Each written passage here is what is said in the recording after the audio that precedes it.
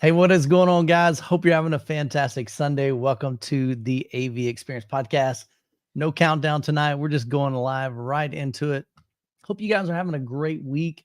It's been a busy weekend for me, cranking out some content for you guys. Literally just uploaded a video. We'll talk about that in a moment. But fellas, how you guys been? I was waiting on Jonathan to go. I was waiting on Ryan. What just happened? That got really awkward. I'm doing good. I'm gotten over a sickness. Our whole family had it last week. Yeah, so. man, you've had the crud, nut junk's running through, and always hated when our kids would get sick, man, and it would just pass to everybody. Single file. That's right. Couple days apart. Just crawled through. Yeah.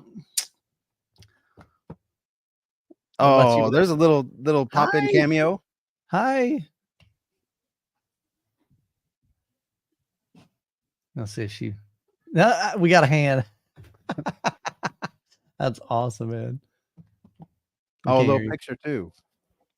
Cute. You're muted. I am. She brought me that. That'll go up somewhere in the office. I just got to figure out where. Yeah, those are always nice surprises. Nice interruptions. I heard the reason I wasn't talking is because we have gates on our stairs to keep the dogs on the main level, and I heard the gate open. Like, did I hear the gate? And then it was just slow, and she was coming downstairs. So nice, man. Super cool. But for me,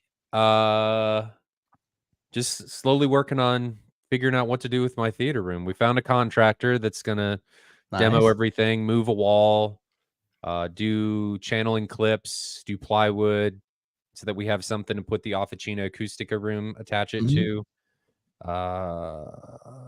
Yeah, so we're moving. Right. It's happening. I think we'll be ready by M-Wave. Yeah. The hard part, though, is that I'm only going to have 3 seats per time slot. Sure. So we'll see. Yeah, it's all good, man. So I remember last week, I think I told you guys and I showed you the banner that I was printing for my daughter. Yes. So she's doing the 2,200-mile hike through the Appalachian Trail. They've been gone almost 6 months. We're going to pick them up this Sunday morning. We'll jump on a flight, head up to Harper's Ferry, Virginia. And so they're doing like 30 stinking miles a day to finish up this trek. They're cruising. Insane, man. That's a lot of hiking. But she said they've had an amazing time. She's definitely ready to get back home. But the banner, dude, it turned out awesome. I think it looks phenomenal.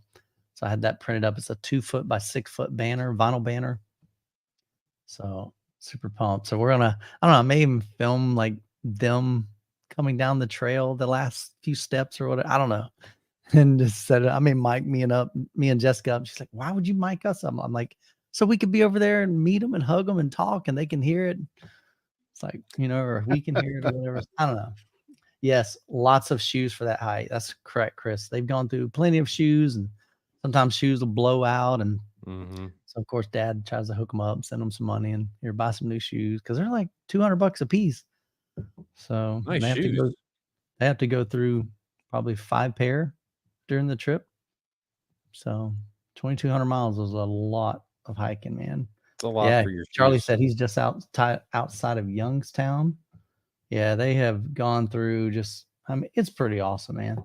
What's the route? Where do they end up? Like, where are they not getting close? They started in Georgia. So we drove them up to Georgia, dropped them off, and they started hiking from there up to Virginia. Originally, they were wanting to just do, it's called a through hike. So they were just going to go all the way up to, and I can't ever pronounce the name, but it's basically like the pinnacle. It's just a spot. Guys, let me know in the chat. You probably know it better than I do. I'll mess it up if I try to say it. But anyway, they got about halfway to Virginia, and that's when you got to make the decision. Are we going to keep going straight because it's going to get colder?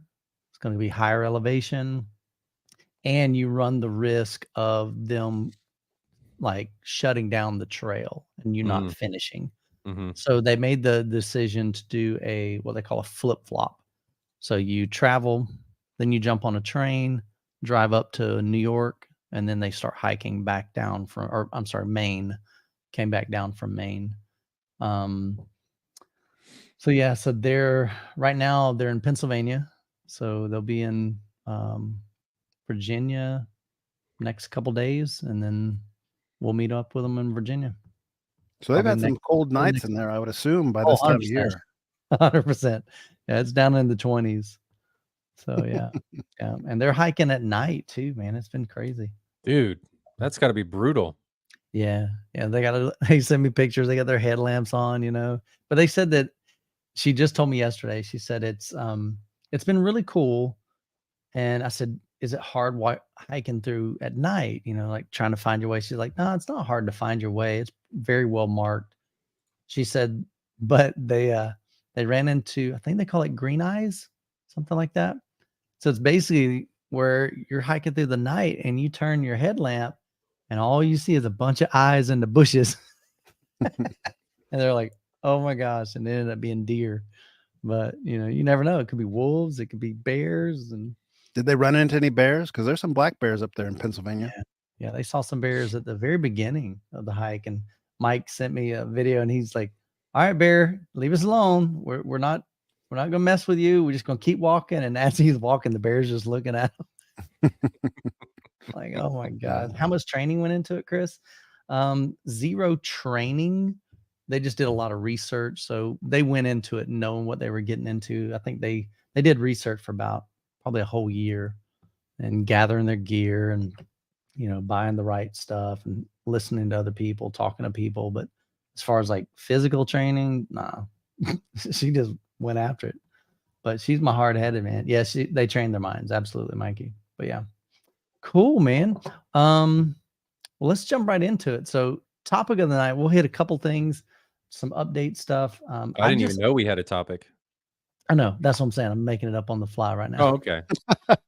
And it's really, we talked about it a little bit. So I just uploaded a video. I've been working on it past 2 days. JVC is launching their new firmware 3.0. It has Frame Adapt version 2. So their second generation of that. And that will be available for download on the 15th of this month. So just a couple of days. They were kind enough to send that to me early as a beta version. So I had a chance to look at that. And so if you've got a JVC, check that video out after the podcast tonight or maybe even tomorrow. But some of the cool features of it, there's 2 kind of main things that they've changed in there. One of them, instead of having low, mid, and high as far as your laser light source level, they now have a slider. So it goes from 0 to 100. So you can really kind of dial that in depending on, how much brightness you like and how much brightness you need in your room. The other thing which really benefits guys like Ryan, but also us as consumers, is we've always wanted the ability to save our settings. This is a big one. So prior to that, we couldn't do that. So let's say JVC comes out with a new firmware and you want to update it. You're like, oh crap, sometimes it would wipe it. And so then you would have to re-plug in your settings and just, it's time consuming. So with this, you literally can export all those settings on a thumb drive, update the firmware. If it wipes it, no big deal. You can import it back into there. So a couple features there. Honestly, I didn't see a lot of difference in Frame Adapt versus Frame Adapt 2. It could have been the content that I was watching.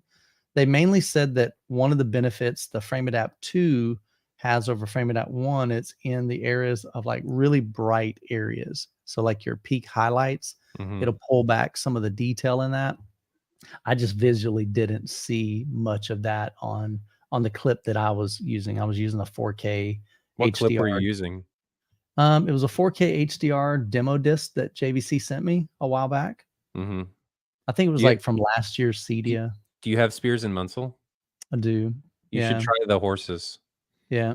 See what that looks like. Maybe one day I need to ask you about that. Like, because I get confused in there because there's all kinds of there's like the 10,000 nits and this nits and like which one do I use? I don't even know. Typically, the brighter the mastering in that particular content, the worse on a lot of displays it's going to look. Sure. So it's like a torture test at that They point. can't cope with it. So that's a lot of times what we use for AVRs, because we showcase that AVR can indeed deal with it. Doesn't matter what mastering level you throw at it. So in that context, because they say they've enhanced the brightness handling or the spectral highlights, that would be a good scene to demo, would be the horses, because it's I put it at 10,000 nits, like do the 10,000 nit version HDR10. Okay. And then see what it does, and then go back and forth between the two. So here's the thing. How do you go back and forth? But because I've already done the update. Oh, you know what I'm saying? Yeah. I mean, you can turn it off, but you can't really see. Well, tell JVC they need to send you another projector. Did they mess with the old modes? Like if this is auto wide 2, do they have auto wide 1 still on there? Did they replace it? I think everything else is the same. I don't think there was anything else that was different. So then you could just flop modes potentially between. Maybe that's what they did. New one and the old one. You may want to ask JVC for confirmation if they just added a new mode, and then. I say I don't think so. I think it's the same 3 modes that we had. Oh, I think. Maybe ask Patrick what he recommends for a test. Okay. Or if you have Rob's contact information, ask Rob what he recommends for like how to do a direct A/B comparison. Sure. And I actually did. So prior to doing that, I said, Rob, what are the recommended settings? And he suggested. And so before I even made any videos and filmed the original versus the new HDR, we set, oh goodness, here we go. Content type to auto. Picture mode was set to frame adapt 1. The lamp power is high. Mode 3 for dimming. Wide open for the brightness or the aperture, I guess. Really no other setting. Everything else, frame by frame, auto wide, and then high res 1 with enhanced 7 for the MPC E shift. So, but that was his recommended setting. So I made sure that that was the same on both of them.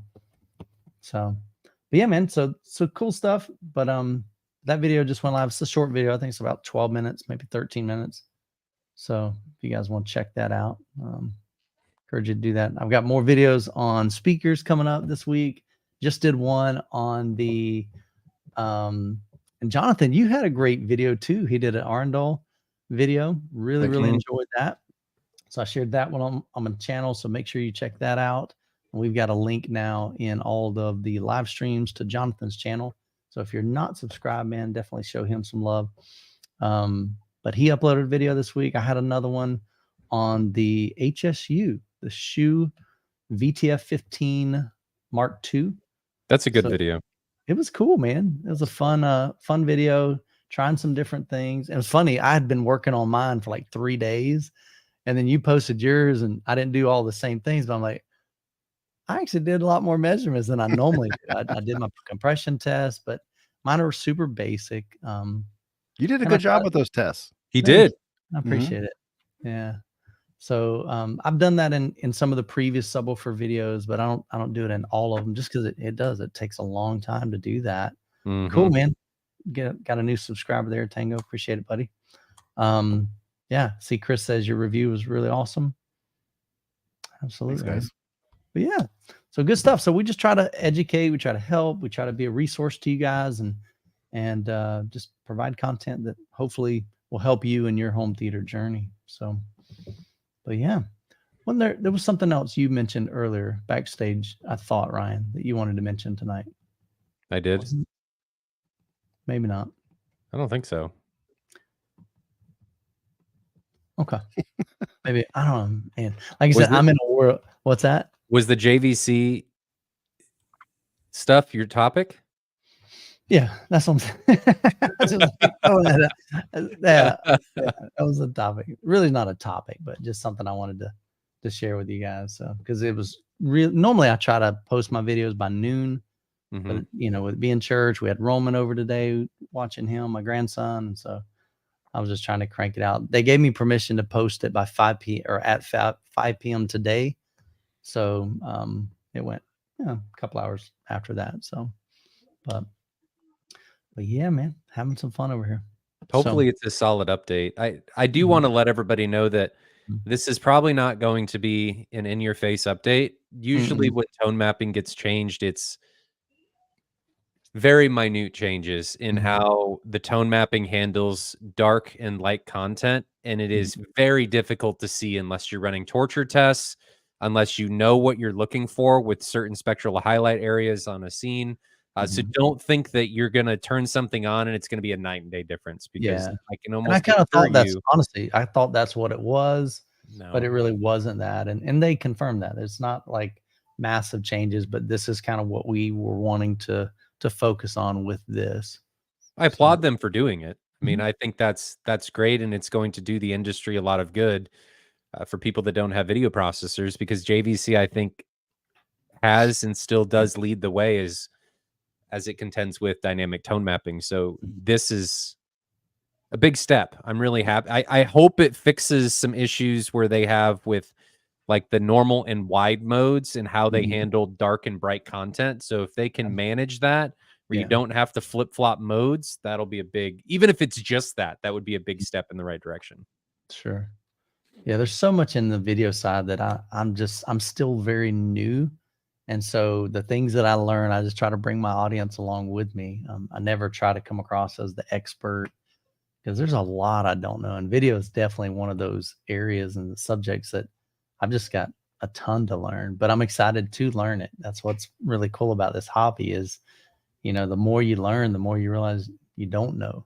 And it's cool. I'm watching Jonathan's video and he throws some rice on there. I'm like, oh, this is gonna be one of them crazy videos, and where they throw whatever and it just starts bouncing around. I'm like, no, it had nothing to do with that. That was like a scientific experiment, man.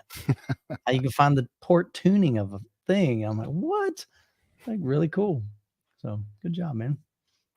Sweet. Any other thoughts before we jump into questions? If you got questions, guys, drop them in the chat. We'll be glad to answer those. Of course, super chats will get priority. I already saw one come in, so I'll hit that first tonight. But we're just gonna have some fun, man. So good to see everybody here. Say hi to some folks in the chat super quick here. Back up here. Oh my golly, there's like 1,000 comments already. Holy cow. John, many. good to see you, man. SRW 1000, Chris, Mikey, Finster, got Charlie.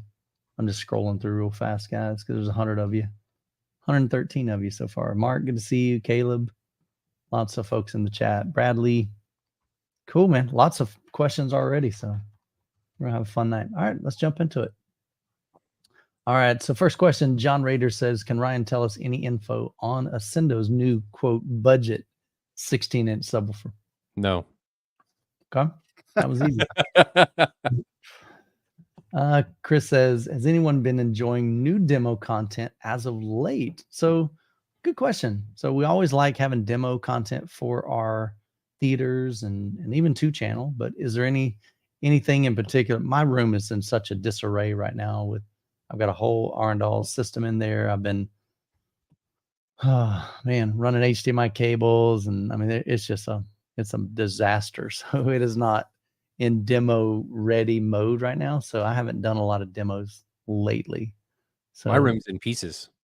Yeah, nice. So it's only Jonathan.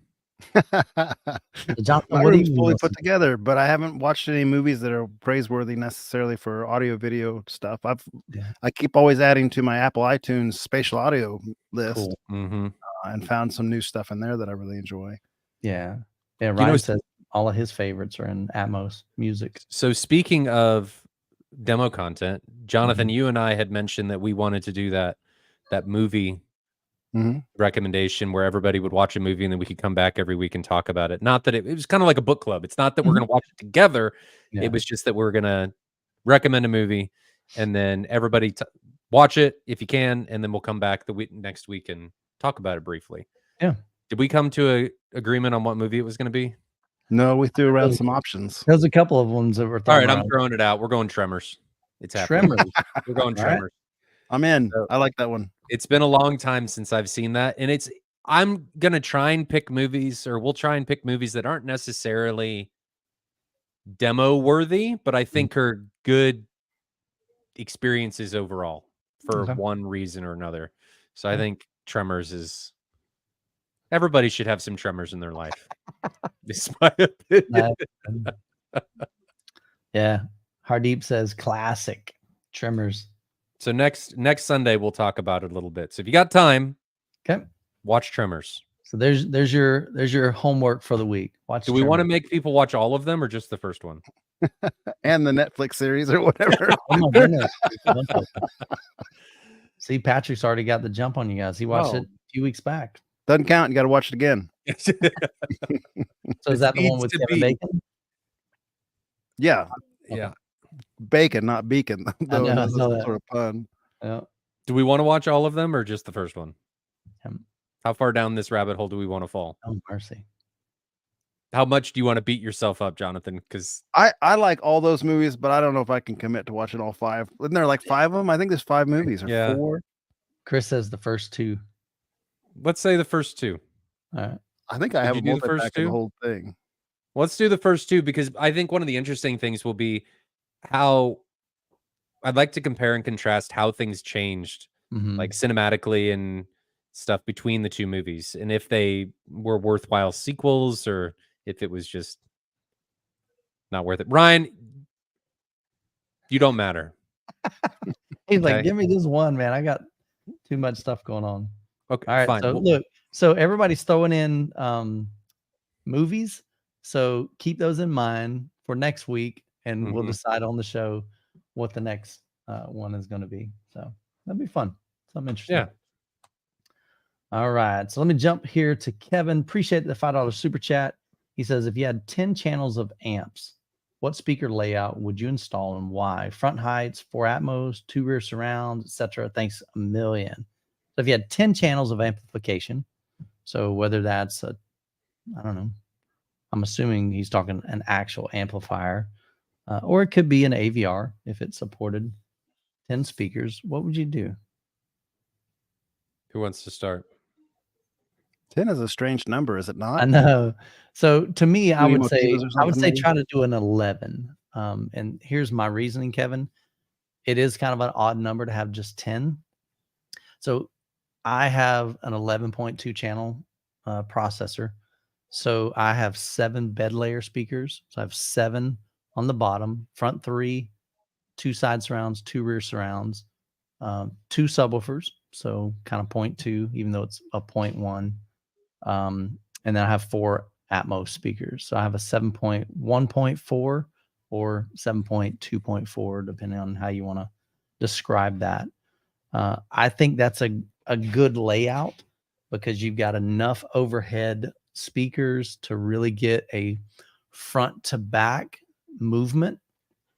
When you only have 2 of them up there, it just, I mean, you've got sound up there, but you can't move forward and backwards with it. And as Jonathan mentioned, when you have 6 up there, sometimes it gets a little wonky depending on the content that you're watching and listening to. So I think a 7.2.4 or 7.1.4 is a great layout. If you have a smaller room, maybe a 5.1.4 would work out really great. So what are you guys' thoughts? Go ahead, Ryan. So the bigger differentiator here is you move between 9 channels of amplification on an AVR and 11. The price can increase quite dramatically if you're trying to do it all in the AVR. So that's something to keep in mind. Sure. I think in saying that, something that you do want to consider is, I think the prime sweet spot is 514. Okay. Hold on. Go ahead, Jonathan. She's back. So I think this is going to depend on your room shape and your seating arrangement and all that to some degree, because I tested in my room 7.4 versus 9.2. And then I wired the front and rear left and the front and rear right on the ceiling as a pair. So I basically had 4 ceiling speakers, but only sent in them 2 signals. And I liked that the best of those 3 different sets. So for a while, when I had a receiver that was only 11 channels, I did that. I did 9 channels on the base, and I wired my top ceilings as together. So you had the overhead here and over here, just left, right. And that worked really good because my ceiling was exactly in the middle. So I had I had full overhead coverage, and Michael, I've heard you saying before that you don't really hear sound go forward or backward, but I don't necessarily. In my room, I didn't really experience that, because if it's going from your overhead field to your front speakers, or from your overhead field to your back speakers, you have that full going overhead sensation, even with just a pair of overhead speakers, because it's going to the bed layer. So, like, if a plane flies over or something, you get that effect. I mean, it's coming from the front of your But I'm theater saying over as your far head as, to the like, back you of the can't theater. move from something in front of you, above you, to something behind you, What above you. That's you what I'm might miss is sometimes, like with a helicopter demo or something's going between those 4 Right. ceiling speakers or those 6 ceiling speakers, you would miss that type of thing, because Yeah, it'll be I'm not bouncing talking about, off like, the your bed layer. front to the height and then coming back down to the I mean, you're definitely gonna get an overhead effect, but it's just over you up there versus, let's say, for instance, in a good example of this would be, A Quiet Place.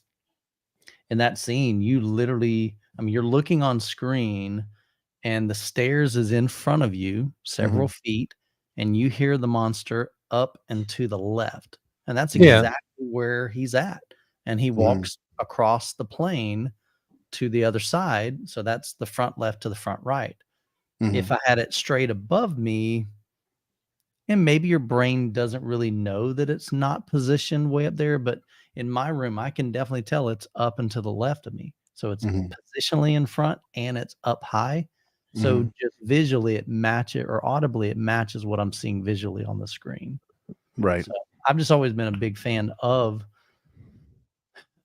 having 4 Atmos speakers, and because to me it's kind of like trying to have surround sound with only 2 speakers.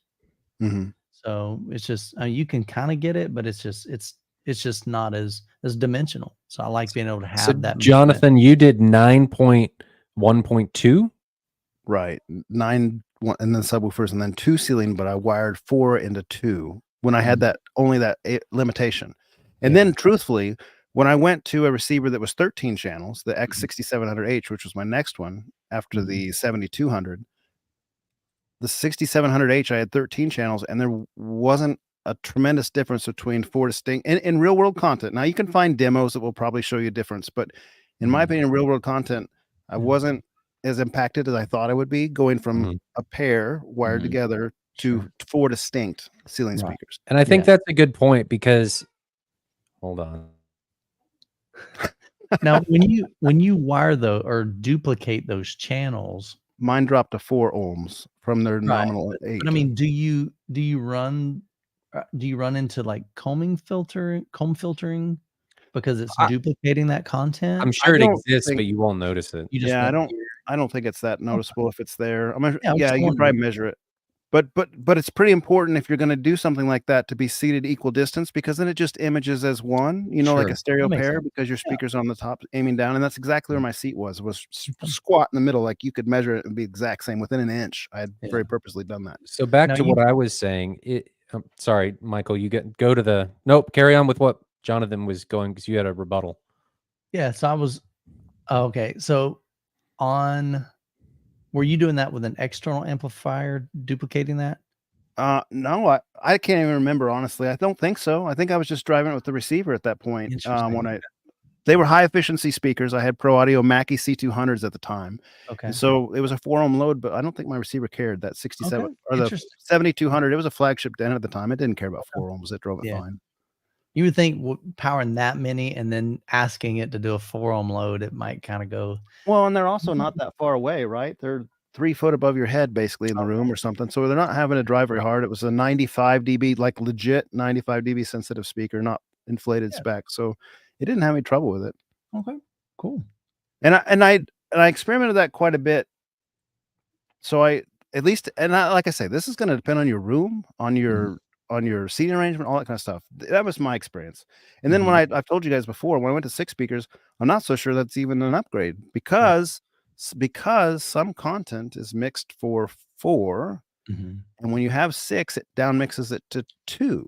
I think there's some weird stuff that can happen. I don't know if that's still the case, but it does some weird, wonky stuff. So my point with all of this is, Michael brought up The Quiet Place, and to kind of counter what Jonathan was doing with 2 speakers. And then it was briefly mentioned by Jonathan that in real world content, it really doesn't matter in a lot of context. And I agree with that. I think it's important for people to realize that there are mixes out there, like A Quiet Place, Blade Runner. What's another really Gravity. good one? Gravity's another really good one. There's a few of them that if you have a setup, it will take advantage of it. Right. But in the everyday content, I don't think it's really going to matter. Yeah, Barbie's probably not going to matter. It's diminishing returns territory for sure. Yes. I don't think there's, if you're weighing between like 4 and 6, or you're trying to grapple with this, I don't know that there's really a cost for performance equation that's going to push it in the favor of having more speakers up ton. I think 4 is the sweet spot. Oh. Okay. Just trying something new, man. My head's too big. You better back up.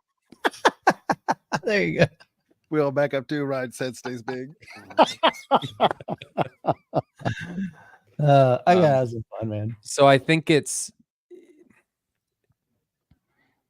don't necessarily think if you do 2 that you're going to have a bad experience, I guess is what I'm saying. I ran 5.1.2 for a while in my previous home, and I think it did really well. You got the top effects. You got everything of what you were trying to really get out of it. Do I think 4 is better or 6? Yes. But 2 delivers a great experience, and anything after that's heavy diminishing returns. Yeah. I feel pretty strongly about if you're just going to do 2, they need to be pretty properly placed. And that means not way up front, like at a big steep angle. Yes. You want them barely in front of your listening position, firing pretty much down, in my experience. That's doubled up from a lot of different room experiences. From don't put them on your front wall and label them tops. You're gonna have a bad time. And don't even install, in my opinion, don't even install tops unless your room's huge. It's just not, they don't like front tops. You mean heights? Yes.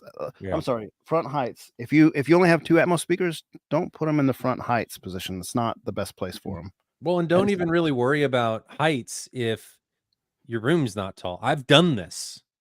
It ain't worth it. You're not going to notice a difference. Doesn't matter. Ryan brings up a good thought. Does that depend on how many rows of seating you have?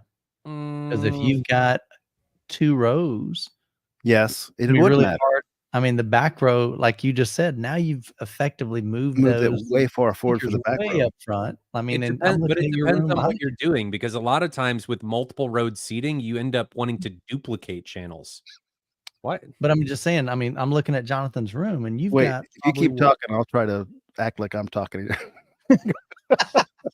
He's got what, 6 foot there, maybe? Probably between. Taller than that. You mean to the ceiling? No, sir. I'm talking left to right. So front row to back row, probably 6 foot, maybe. Always keep a tape measure handy. Look at it. He's the bomb, man. So yeah. So just out of curiosity, so measure it from like where your head would be, though. Roughly, because that's where you're going to be listening. It's about 7 foot. 7 foot. Okay. And then you're talking about slightly pushing your 2 speakers slightly in front of that front row. So now that's effectively 8 foot. I wouldn't do that. Probably. That's what I'm saying. So I think Ryan brings up a good point that if you've got multiple seating, 2 isn't going to be able to effectively cover that. But if you only got 1 row, it can work out really well. It depends on what you're trying to do, though. In this middle line here, so it gets both rows, and realize it's not going to be better for either, but it'll be the compromise for both. Right. It depends on what you're trying to do, because in a lot of these circumstances, when you put in a second row, you're compromising. Yeah. Unless you are duplicating the ceiling speakers or the channels like they do in a commercial cinema.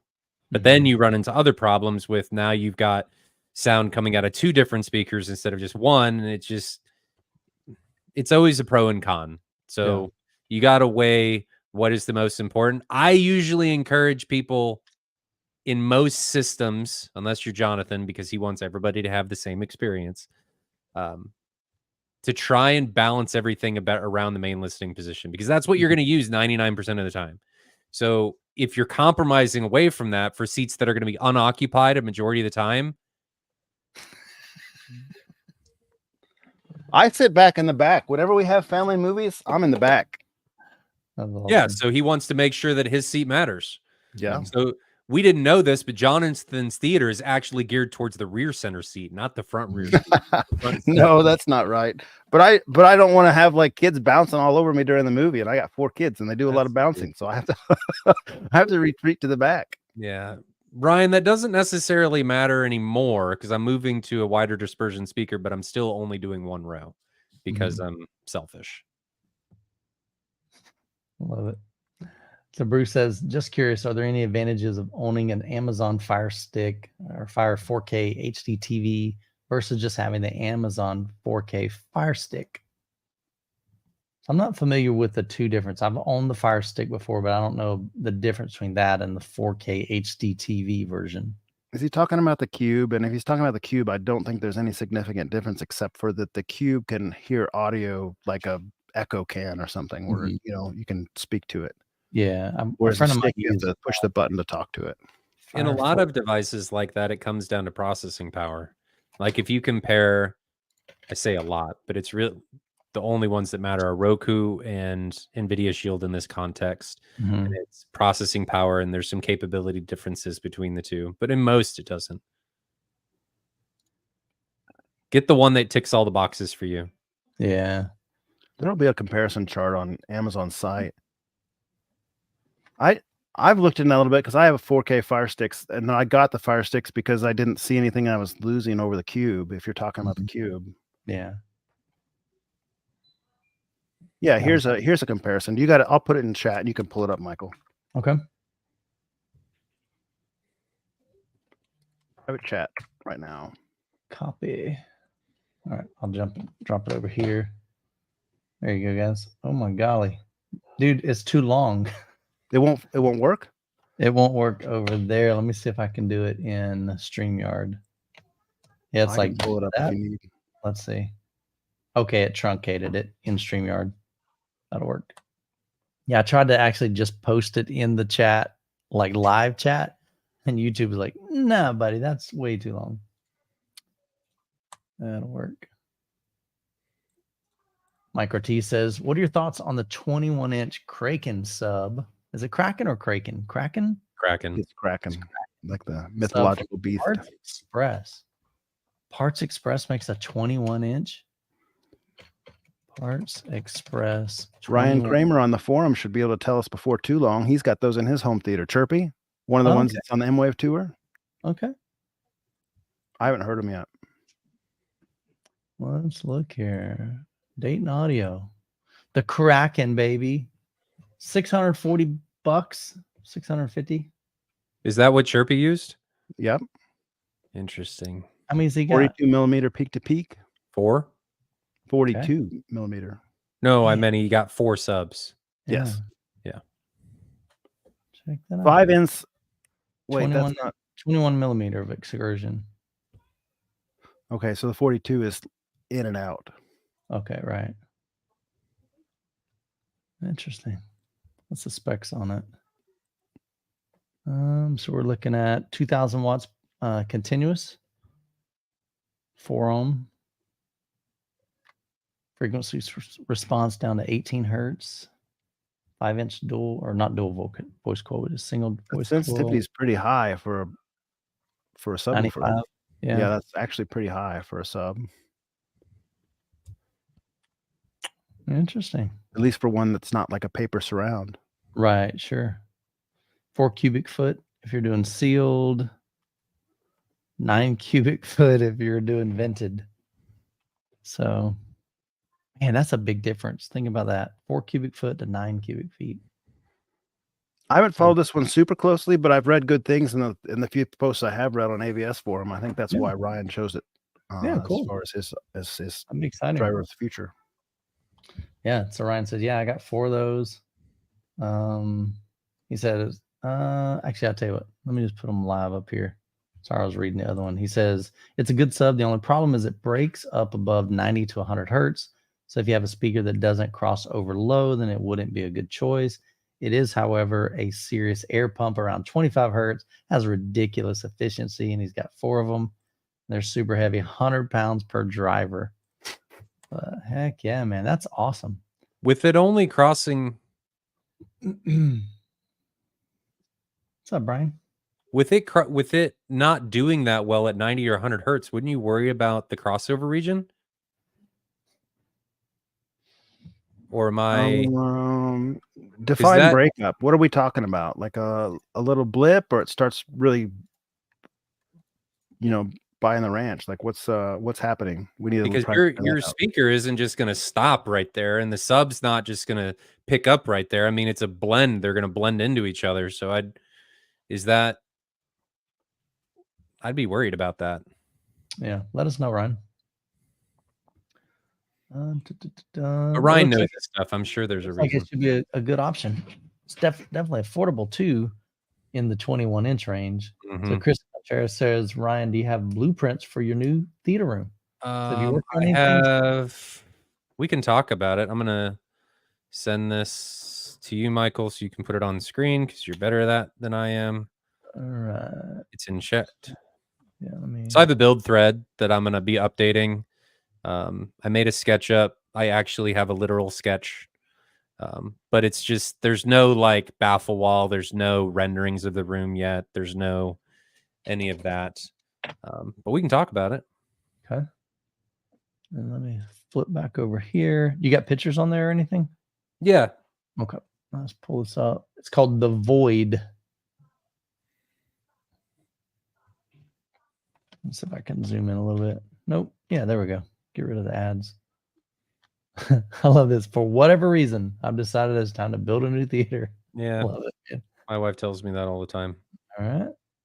So that's the SketchUp of the room. The 2 outside rooms, like the electrical panel and under the stairs, are not actually finished spaces. I'm just trying to give you ideas or people ideas of where things are now, right? So that's where one of the subs is and where the rack is, but that's all moving away. So where Michael is highlighting, I have 2 subs in those areas currently. One here and then one over here. Yeah. So what's going to end up happening is the room as it sits now is the interior of the carpeted space. So all the interior walls, we're going to blow out the right wall and move it back 2 feet. So that's what that area represents. If you got rid of that interior wall, that outside wall would now be the outside of the theater. So it'll be symmetrical. Right. The only problem with doing that is under the stairs are 86 inches up, like where the joists start for the stairs. So I can't go floor to ceiling there. So what I'm going to end up having to do is kind of have an angle, a couple angle pieces coming in. I'll do it symmetrically, one on the left and one on the right, to kind of hide the supports for the stairs. It's just going to be on the top most portions of the screen. You won't see it really because you're going to come out probably 3 or 4 feet to put speakers and subs behind the screen and acoustic panels and everything back there. So I'm assuming your screen is going to move to the right or go with the bigger screen? So I'll go with the bigger screen. Everything's getting redone. I mean, the whole theater's getting sold off. It's all, I'm starting over. Wow. So it's like the K-scape's gone. Projector staying? The NZ9? Projector's getting stole. Wow. Because I'm not going to have anything for 8. The theater's probably not going to be done for 6 months. Right. So I'd rather sell, let somebody else have a deal on demo gear, and then just get what I need. And that way it's just starting fresh. So yeah, everything's going. I've got, it's awesome. Most of the subs have gone. All of the bed layer speakers have gone except the 2 towers. I still have all the ceiling speakers, but they have holes in them. So that's understandable. Still got that LG? No. His old projector. No. What projector are you going with, Ryan? So right now it's looking like the NZ9. There's potential that it could be a Christie MK15, but it's probably going to be an NZ9. What's the retail on that? Which one? Christie. Because I know they've got a bunch of different versions. I'm not familiar with that. The MK15's retail, I think, is like, if I do a high contrast lens, is over 60. Okay, so it's well, no, a little over twice as retail. much as the NZ9. Wow. Okay. Yeah. That'd be a big jump. Yeah. So screen will be probably 170-inch 2.0, somewhere in that range. We'll do black swans up front, all 12-inch berylliums on the surrounds and ceiling. And then I've committed now. We're doing a 50-inch infrasonic in the rear. And then multiple 21s up front, potentially 32s, but we haven't figured out what we're doing acoustically yet. So I just got the contractor finalized. So I think we're going to start demoing the room officially at the beginning of December. So we're going to rip it down to studs all the way around. The wall get torn down, move it back. We have to move a post, a load-bearing post, because there's a beam in it. So we have to do a footer like Jonathan did, move the post, and then we're going to do channels and clips for sound isolation, and then we're going to do an officina acoustica room, so room within a room in there, and then we'll have a rear baffle wall behind the 50 and a hush box above it for the projector. So any more pictures on it? No, not yet. There's nothing else to document right now. Cool. So Ryan says, make sure, or in regards to your room, I know you don't like carpet because of broadband absorption, whatever you come up with, you have to have a proper structure underneath the hardwoods. What do you mean? Yes, Wendell, he said $60,000 for the projector. MSRP. No, he's a dealer. Well, I'm sure you could probably get Vaporberry. Yeah, what I'm probably going to do, Ryan, it's probably going to be tile, I would imagine, in all honesty. And then I'll use rugs over the center.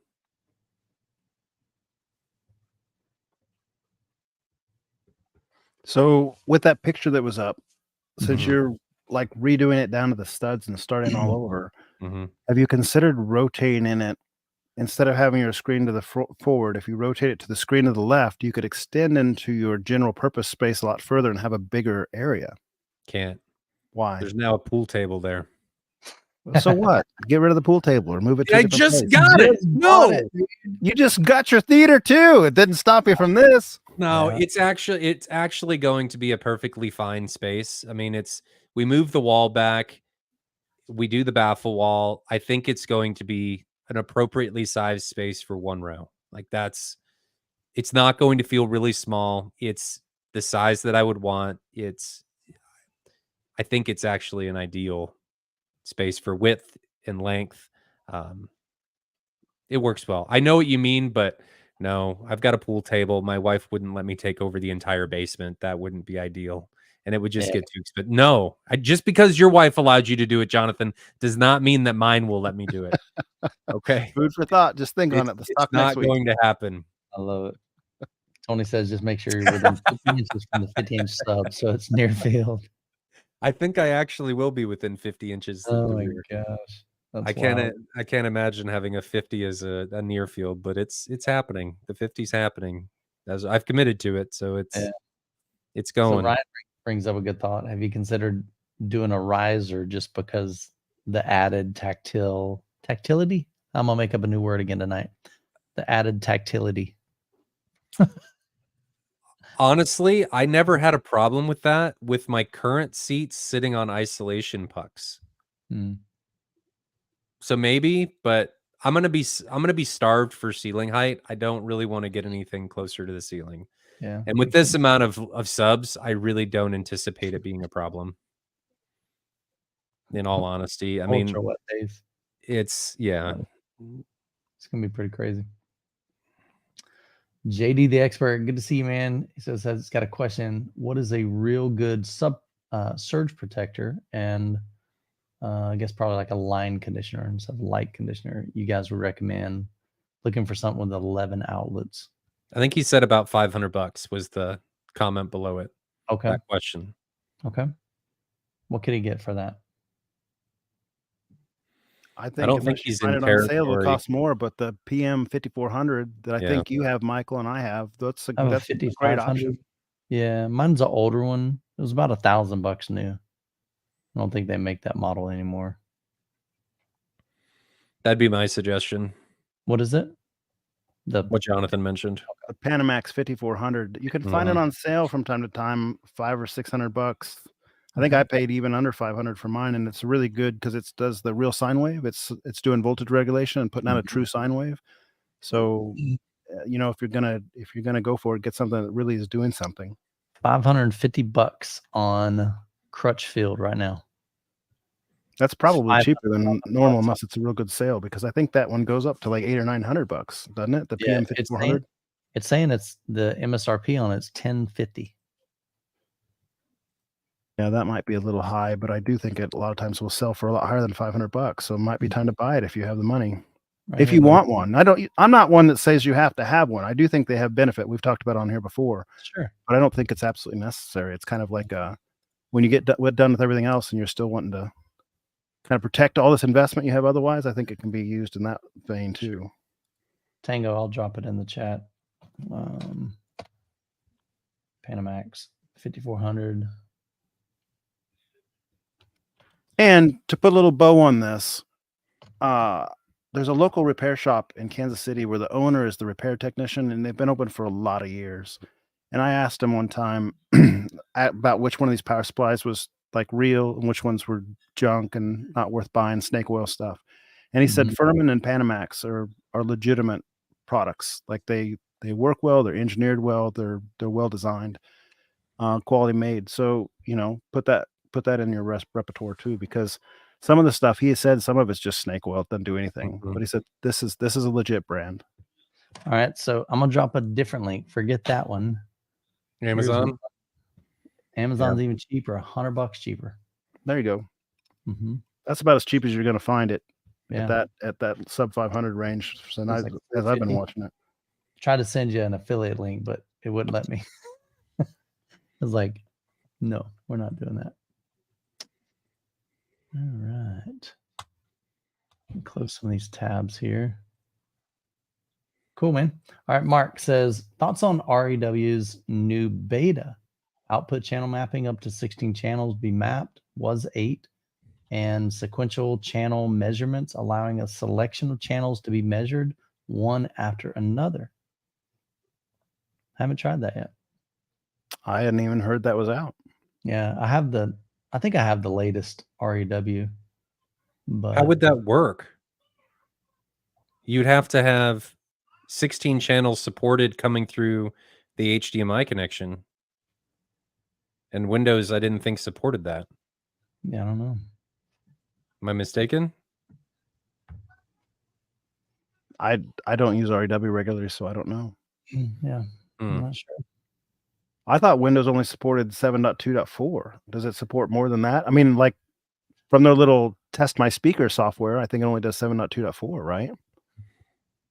I don't know. Maybe it's for the Mac version. Yeah, not sure. I don't Let know. us know, Mark. Yeah, Tony says, unless it can package it as Atmos. I'm not sure. You can use the ASIO. You can, but then you're playing with fire.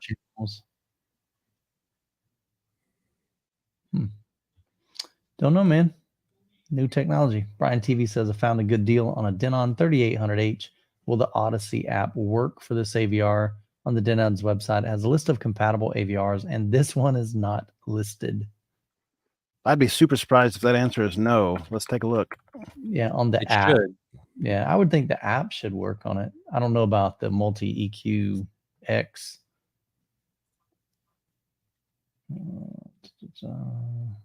Yeah, there's a $20 app and a $200 X product. Right. So yeah, all right. So I think I see what he's talking about. But the compatibility on the thing is only older models up to the 6300 series. So they just haven't updated their site. If what I'm looking at is he has the 3800 and he uses the app. So you're good to go, Brian. Chris Contreras says, question for you, gentlemen. Who's he talking to? Other than some tweaks to your home theater, are you finished? Ryan, when your home theater is completed, will you be finished? Yeah, I'm not gonna lie. I told my wife that today, that I would be done, and she just looked at me. Yeah, she just crosses her eyes. That your Black Swan Theater would be the finish line? Yeah. Is that what you're saying? She knew. It's never over. I don't know if you ever get to a point to where it's finished, but I think you can get to a point to where you're completely content, if that makes sense. Like you're at a point where you're not needing anything. You're not going, man, if I only had this. I think I'm at that point in my theater room right now. Does that mean that sometime down the road that I don't get different theater seats or get a new projector when the technology changes or get a new AVR or processor when it changes? No, I mean, that stuff will always kind of come and go, but I think you can get to a point to where you're very content. It's when you can't get to that point, I think that's a struggle, because then you're never going to be satisfied, because there's always something bigger, always something better. There's always that grass greener on the other side, and we're chasing this rabbit that you physically can't catch. So you got to be real careful of that. But yeah, I don't know if we're ever really finished. Brad says he's finished with being finished. I love it. I think if I wasn't a dealer, I would have been done. I mean, not done. I wouldn't be redoing my theater. Yeah, sure. The big reason that I'm doing what I'm doing is because I'm professionally involved in this space. So it's my showroom, and it is being done accordingly. So that's a big reason for the change. I think you end up just chasing the rabbit, and sometimes you just want to change. Yeah. But I don't think you're ever really done if you're an enthusiast in this space, ever. If you want to be done, you got to walk away. You got to get off the forums. Exactly. You got to stop watching this podcast. You got to stop. Yeah, you definitely got to turn off YouTube. Stop listening to Jonathan, because he's bad for all of us. So I turn your room, Ryan. Turn your room. I told Jessica this yesterday. I said, I see what people experience when they watch my videos and other content creators in the home theater space. And because you see something like, oh man, I wonder if that would make my system sound better. And you get that itch. Well, I've done that recently, even just with my dang MacBook. I've got my MacBook over here. It's an M1, so it's not current. And I skipped the M2 because it hadn't come out yet at that time when I bought it.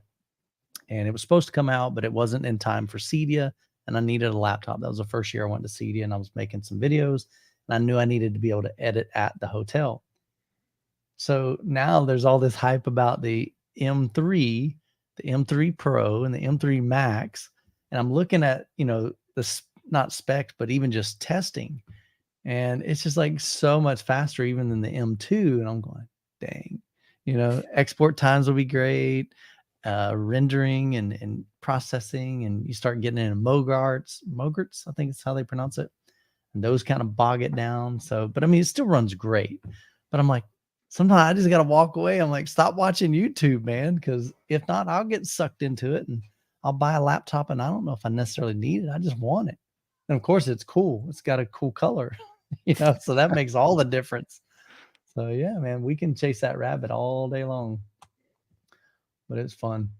Caboose says, I have 2 DC audio level 16 15-inch subwoofers, but I need boxes to put them in. The website says it can be put in a ported box, but I wanted to go low for my theater. Can I put them in sealed boxes? Great question.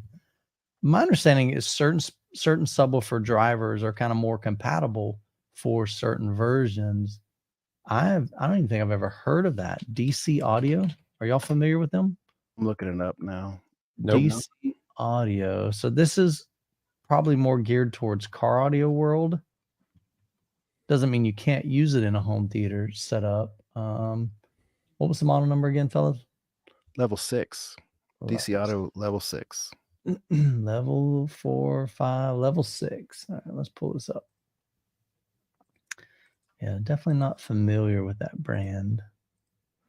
So we got a level 6. Man, that's a beefy subwoofer. Holy cow.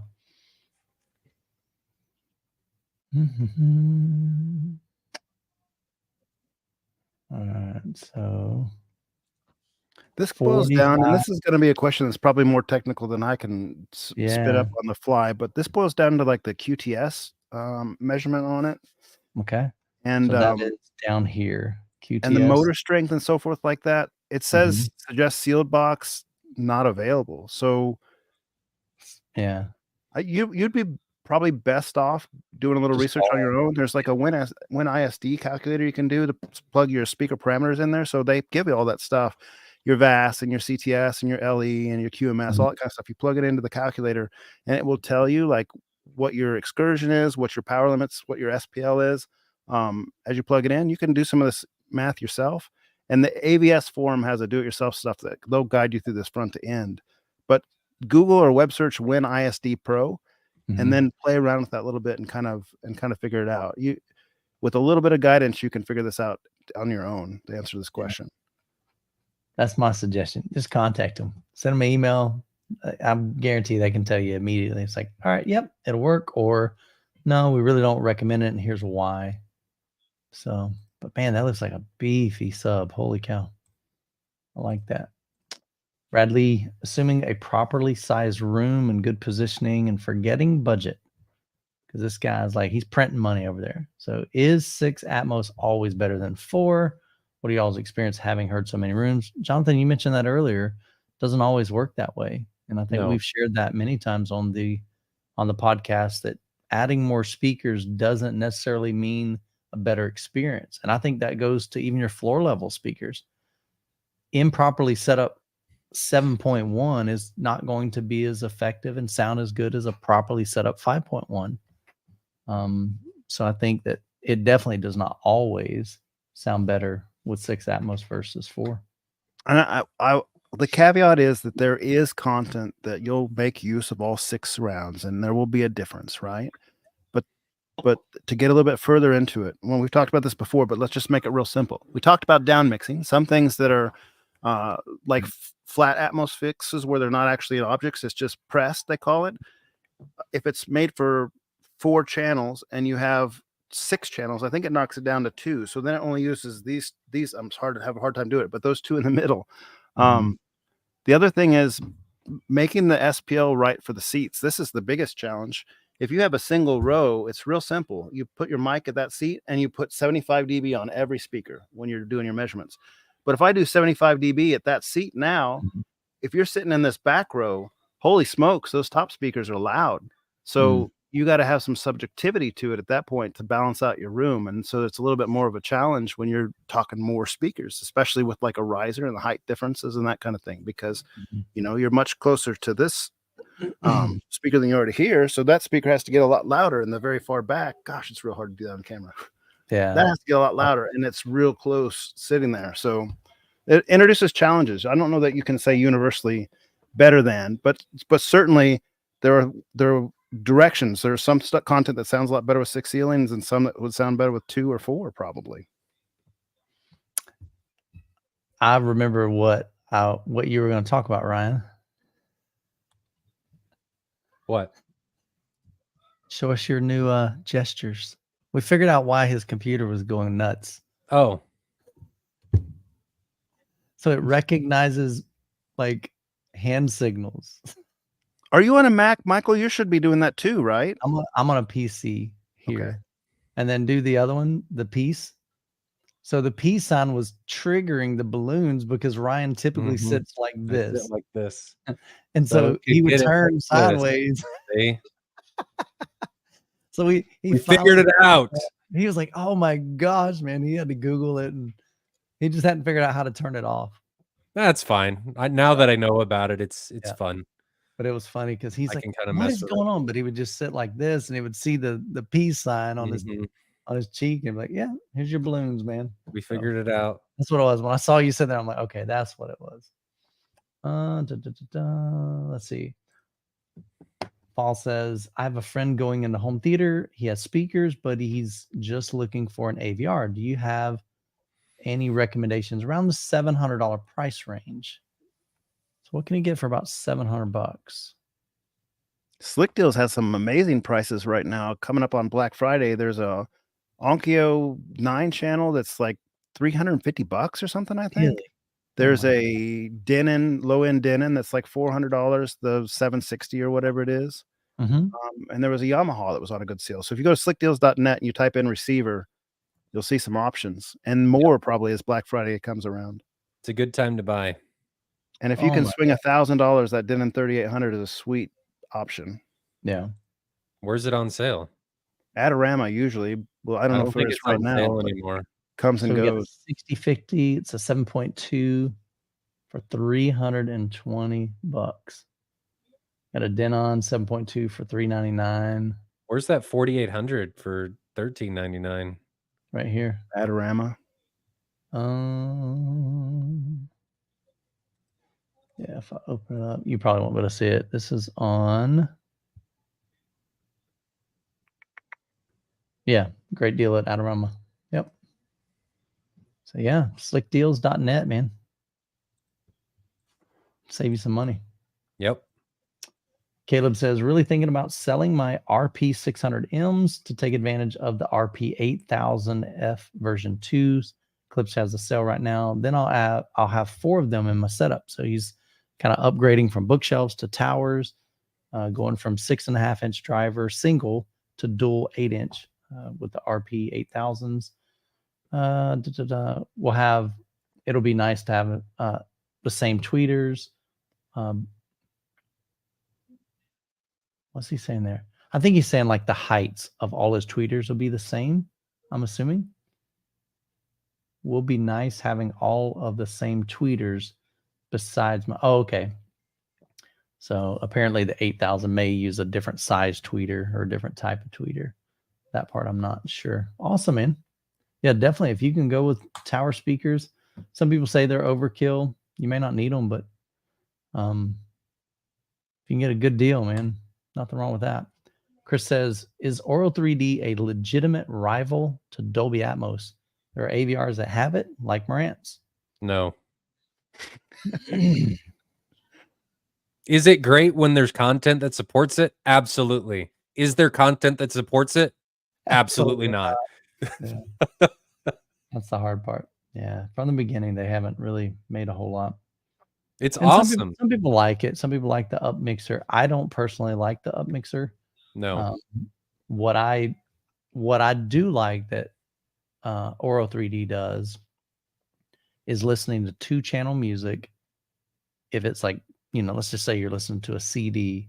I do like, there are times that I've heard it where it was up mixed to Oro 3D, and I really like that for music. It added some spatial awareness, and to me, it just sounded really I actually did. But I'm not a 2-channel guy, though. Oh. I don't typically... I will use it for sports because it can make it seem like you're in a stadium. Okay. Makes sense. Depending on how you move the venue size and stuff, but... Yeah. Yeah. I wish they would have done more with it. Yeah. And the best thing to do is try both ways. If you got an AVR that can handle it, now granted, you got to kind of figure out where you're going to put your speakers. Are you going to set up for Oro 3D? Are you going to set up for a Dolby Atmos? Because those are 2 different configurations. So one's going to use height speakers and one's going to use like overhead speakers. So, and then you got the voice of God if you want to add that. So, but yeah, man, goes back to preference. But could I skip forward on one before or after this so we don't lose him? Because sometimes when we answer the questions, the guy's gone, or not this guy in particular. But I'm curious about this because always specific examples are always curious to me on this kind of thing. Yeah. Do you mind putting in chat what your specific example is? Because you said you tested it. I'm not challenging you. I'm sure there is. I'm just curious because I'd like to try it and repeat in my theater and see what I think. Cool. Yeah, Joseph, you got an example over there that Jonathan can try? That's it. I just didn't. If we'd said it later when we get to the end of the question, he might not be around. He said try 007, the movie fight scenes. Which is 007 a specific movie or which one? Yeah, there's a bunch of them. 50 Bond movies. No, he does. No Time to Die was something I can't see because of the heart. Something I saw tested. Okay. No Time to Die, 007. Maybe give that a shot. I'm gonna write that down. I'll put it up on screen too. Cool, man. Appreciate the feedback. Don says, my wife just commented on how bright Ryan's face gets when his daughter is present. Dude, that's awesome, man. She's something else. Kids are amazing. She's a sweetheart. She's warming up to me after 2 years, though. Yeah. Probably still terrified of Jonathan, but I think the first year I'm like, Sloan, can I have a hug before I go? She's like, no. She gave you the silent treatment, but now she talks to you and she asks you questions and stuff. Yeah. Yeah.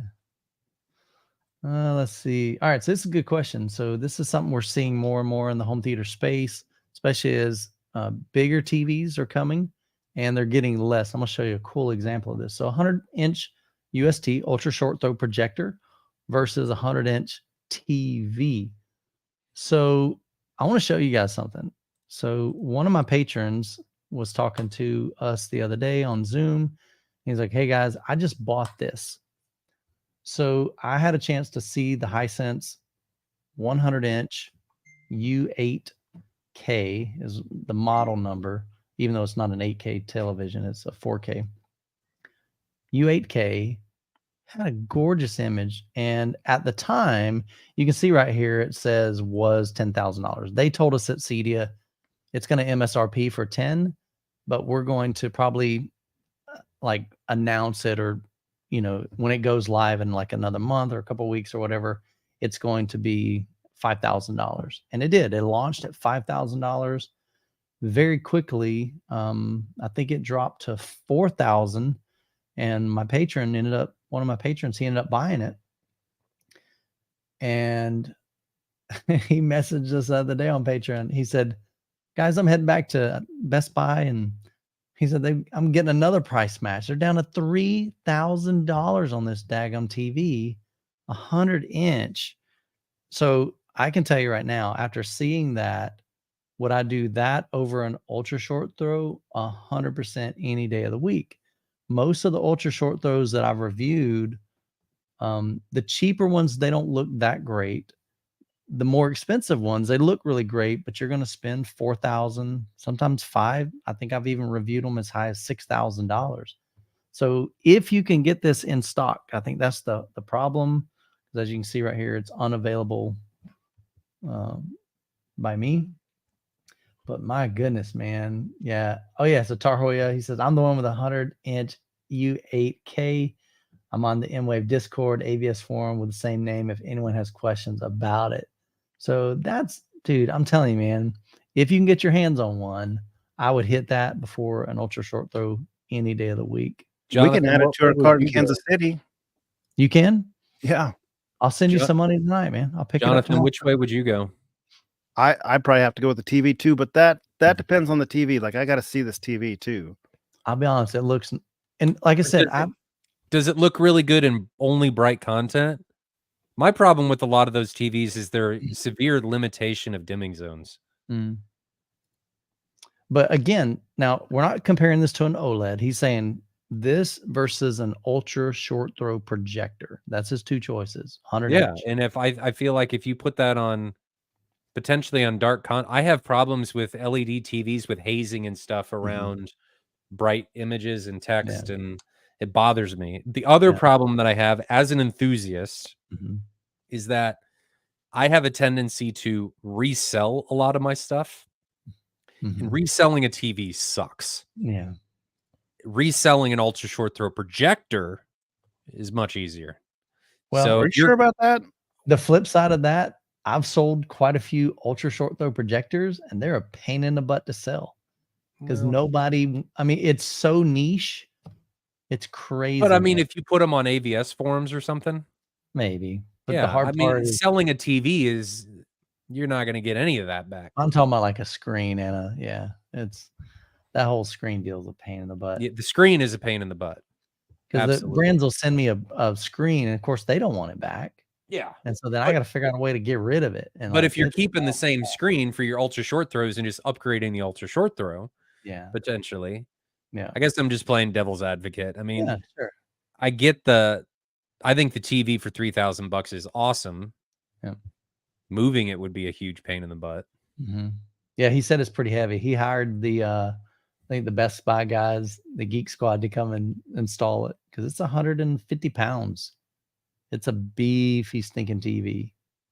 Like a beast. For a 100-inch TV, that's pretty light. I don't really understand why it's so cheap. Why, if it just came out, there's only 3 reviews on it on Best Buy, so you can tell I it's know, not. that's what I'm saying. This is brand new. Like, I feel like what are they doing? I feel like it's a single dimming zone. I don't know. I'm betting it's a limitation in the number of dimming zones. It has to be. Yeah, I don't know. Clicking on features. Yeah.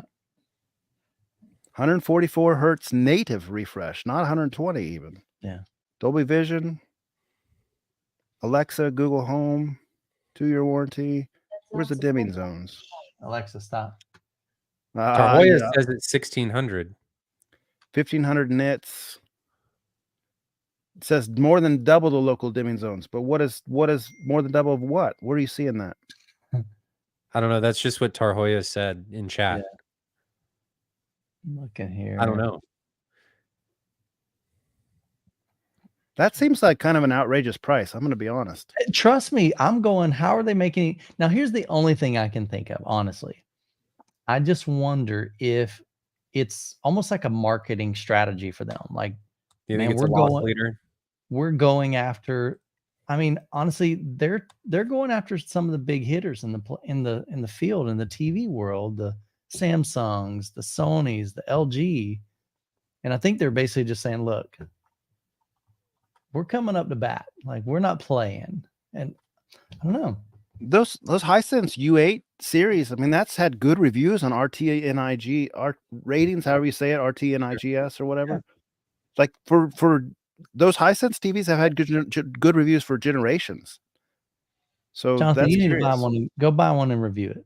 Yeah. Come on. My wife said the 65 was too big for our living room. She's gonna do the rice test. I'm trying to get them to send me one. I would love to put it in my room, man. I want to see it. So, and we've got a big wall. I mean, that thing's 25 foot wide, 12 foot ceilings.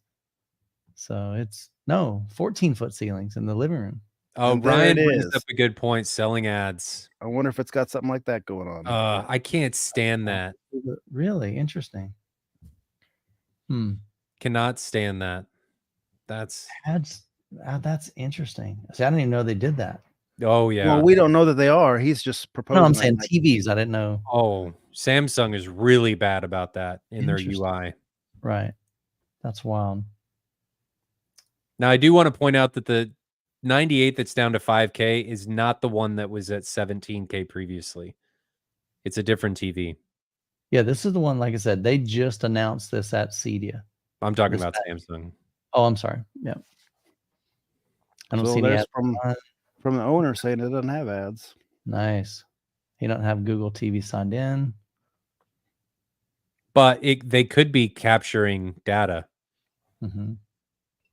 I wonder what their terms of service says. Yeah. And I wonder if they're... The marketing on that doesn't make a whole lot of sense, and it's just curious to talk about it, right? Because if you had any hope, I'm going to say they didn't even know that they knew they weren't going to sell them for 10,000, but let's say they hoped they'd sell them for 7 or 8 or 5 even. They knew coming out of the gate. She told me, she said, we're going to launch it at 5. So if they want to launch it at 5 and they drop it to 3 within immediately, they're not getting 5 anymore. People are going to be like, well, I'm just going to wait till it goes on sale again. Exactly.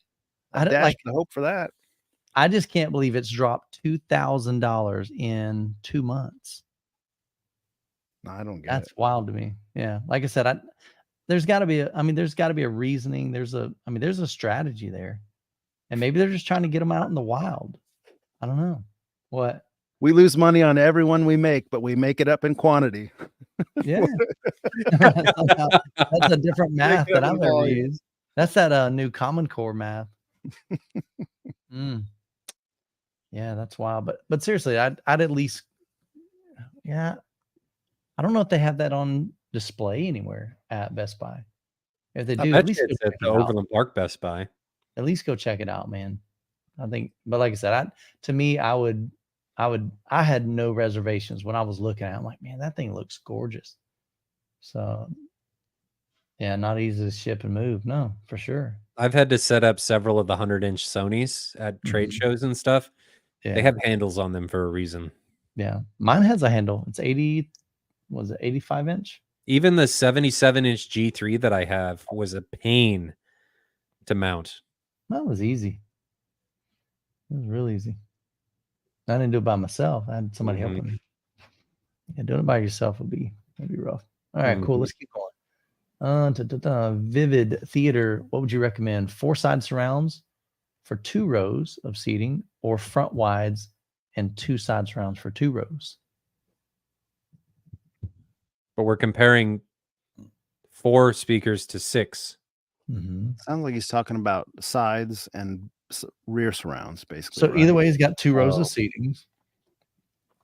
4 side surrounds. I'm thinking the he's traditional 7 speakers versus 5 and wides. Yeah, I don't know. Is he talking 5 and wides, side surround and surround backs, or duplicating side surround? So I guess I'm not real sure. Yeah, give us some more clarification on what you're looking at there. SOWK says 1 row seating. He's changing that. He's a change. What route would you go, Jonathan? With that question, I think you got to stick with the core first. There's so many movies, all your Blu-rays, all your DVDs to a certain generation were 7 speakers. So you got to stick with that core first, and then when you get the core done, then you can start upgrading to all the extras. That's fair. So that's my opinion. Start with the regular 7 and move to wide after. He's saying 2 on each side, or 1 on each side with the wide. I guess my biggest question is, how are you processing the 2 on the sides? I think he's doing sides and rears. That's how I read it. That's how I'm reading it now. Well, I mean, I'm looking at what he texted or typed. I know, but that's how it's going to be processed, is sides and rears. Right. Unless he has something like a Storm that can do sides and sides too. Vivid Theater, can you clarify on that for us? Are you talking about a traditional 7-speaker bed layer, like a LCR, and then 4 2 sides, 2 rear surrounds? Is that what you're talking about? Versus a 5-channel and 2 wides, front wides? Or are you talking about doing some sort of matrixing or something with your speakers? I'm watching the chat. We'll come back to it. Yeah. Let us know in the chat. I'm watching chat. How do you measure if your room acoustic treatments are making a difference? Hope and pray. A real simple one, again, is do a clap test. If you can, like, mine are easily to remove. They're on like these little, what do you call those? Cleats, like a French cleat. It's kind of the way it is. So I can just literally lift them up, pull them off. So if you take them out, go in the middle of your room, clap. If you hear all kinds of bouncing and funkiness, put them back in there. And if you clap and that you hear the echo kind of dissipate very quickly, then they're effective. They're working. They're doing what they're supposed to be doing. But as far as exact placement and stuff, you can definitely take some measurements with REW. There's waterfall graphs you can see in that. There's a bunch of different ways, but something just super simple is if you clap, even if you don't remove them from your room, if you clap and the room, you don't want it dead, but you also don't want crazy reflections in the room either. So REW probably does RT60s, and OmniMic does waterfalls. Does REW do waterfalls too? It does, yes. Yeah, and that's the way to do it objectively. Yeah, because you can actually see, how many milliseconds, I guess, it takes before that sound and what frequencies and how long they take to decay in your room. Clap test to kind of get an initial, like just see like how bad is my room. Yeah. And it still may be kind of bad if your clap test isn't sending a bunch of slap echoes back at you, but you can tell pretty quickly if you clap how bad something is, and if it's improved if you did something, and then measure. Schmuck says, can you explain how to understand or read waterfall tables with REW? Yeah, probably not in a podcast. Well, the easiest thing is your frequency response is going this way, down, left to right. And then your time domain is coming at you. Like so 3-dimensional. That's your axis. And what is it that you want to be under in a room? Typically 300. 300 was coming to my mind too before you even said it, but I'm trying to Google it right now to find out if we can get 300 milliseconds typically is where you want the decay times to be, and you're going to see it for your frequency coming across the room. right as the waterfall comes down, and then you're going to see coming this way what your decay times are for each frequency as they come in. 300 is right. Yeah. So there's if you do Room EQ Wizard and you do waterfall graph, there's a long wiki basically on how to read that. So you're best served with that. There's a lot of information in there. Yeah, it'd be hard to do it, but that gives you at least a starting point. Sebastian says, hello guys. Can you compare RB8 signature reference 6500 with Martin Logan F200s, and which would you take? Good job. What is the RBH 6500? I don't know what that is. Yeah, I'm not familiar with the 6500. We heard the F200 at M-Wave, but I don't know about the other one. SF. So it's about $2,000, but it's just got a soft dome tweeter on it. Yeah, but the F200 has just a ribbon tweeter. It's not a monster SPL speaker either. No, that's true. Folded motion. Yeah, looks like you're right. Folded motion tweeter, it says. Sensitivity on the F200 is higher.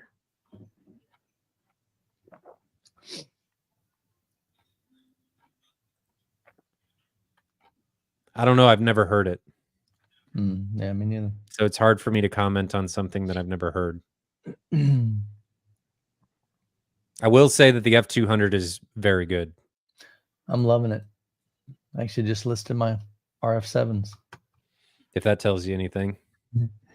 Yeah, I like them. Definitely They're great. Yeah. They are great. If you're interested in some, I've got one demo from M-Wave left. Oh, really? I do. I've got one left. Okay.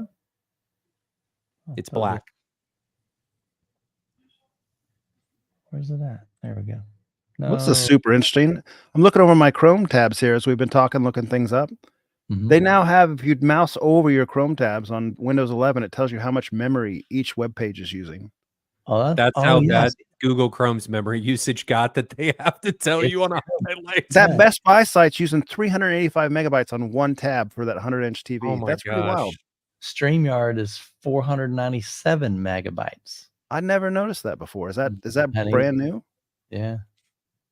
I know it's anytime I'm editing, I have to close Chrome because it's a resource hog. Oh, I'm on Mac. Oh, it still tells me 427 meg. That's pretty cool, isn't it?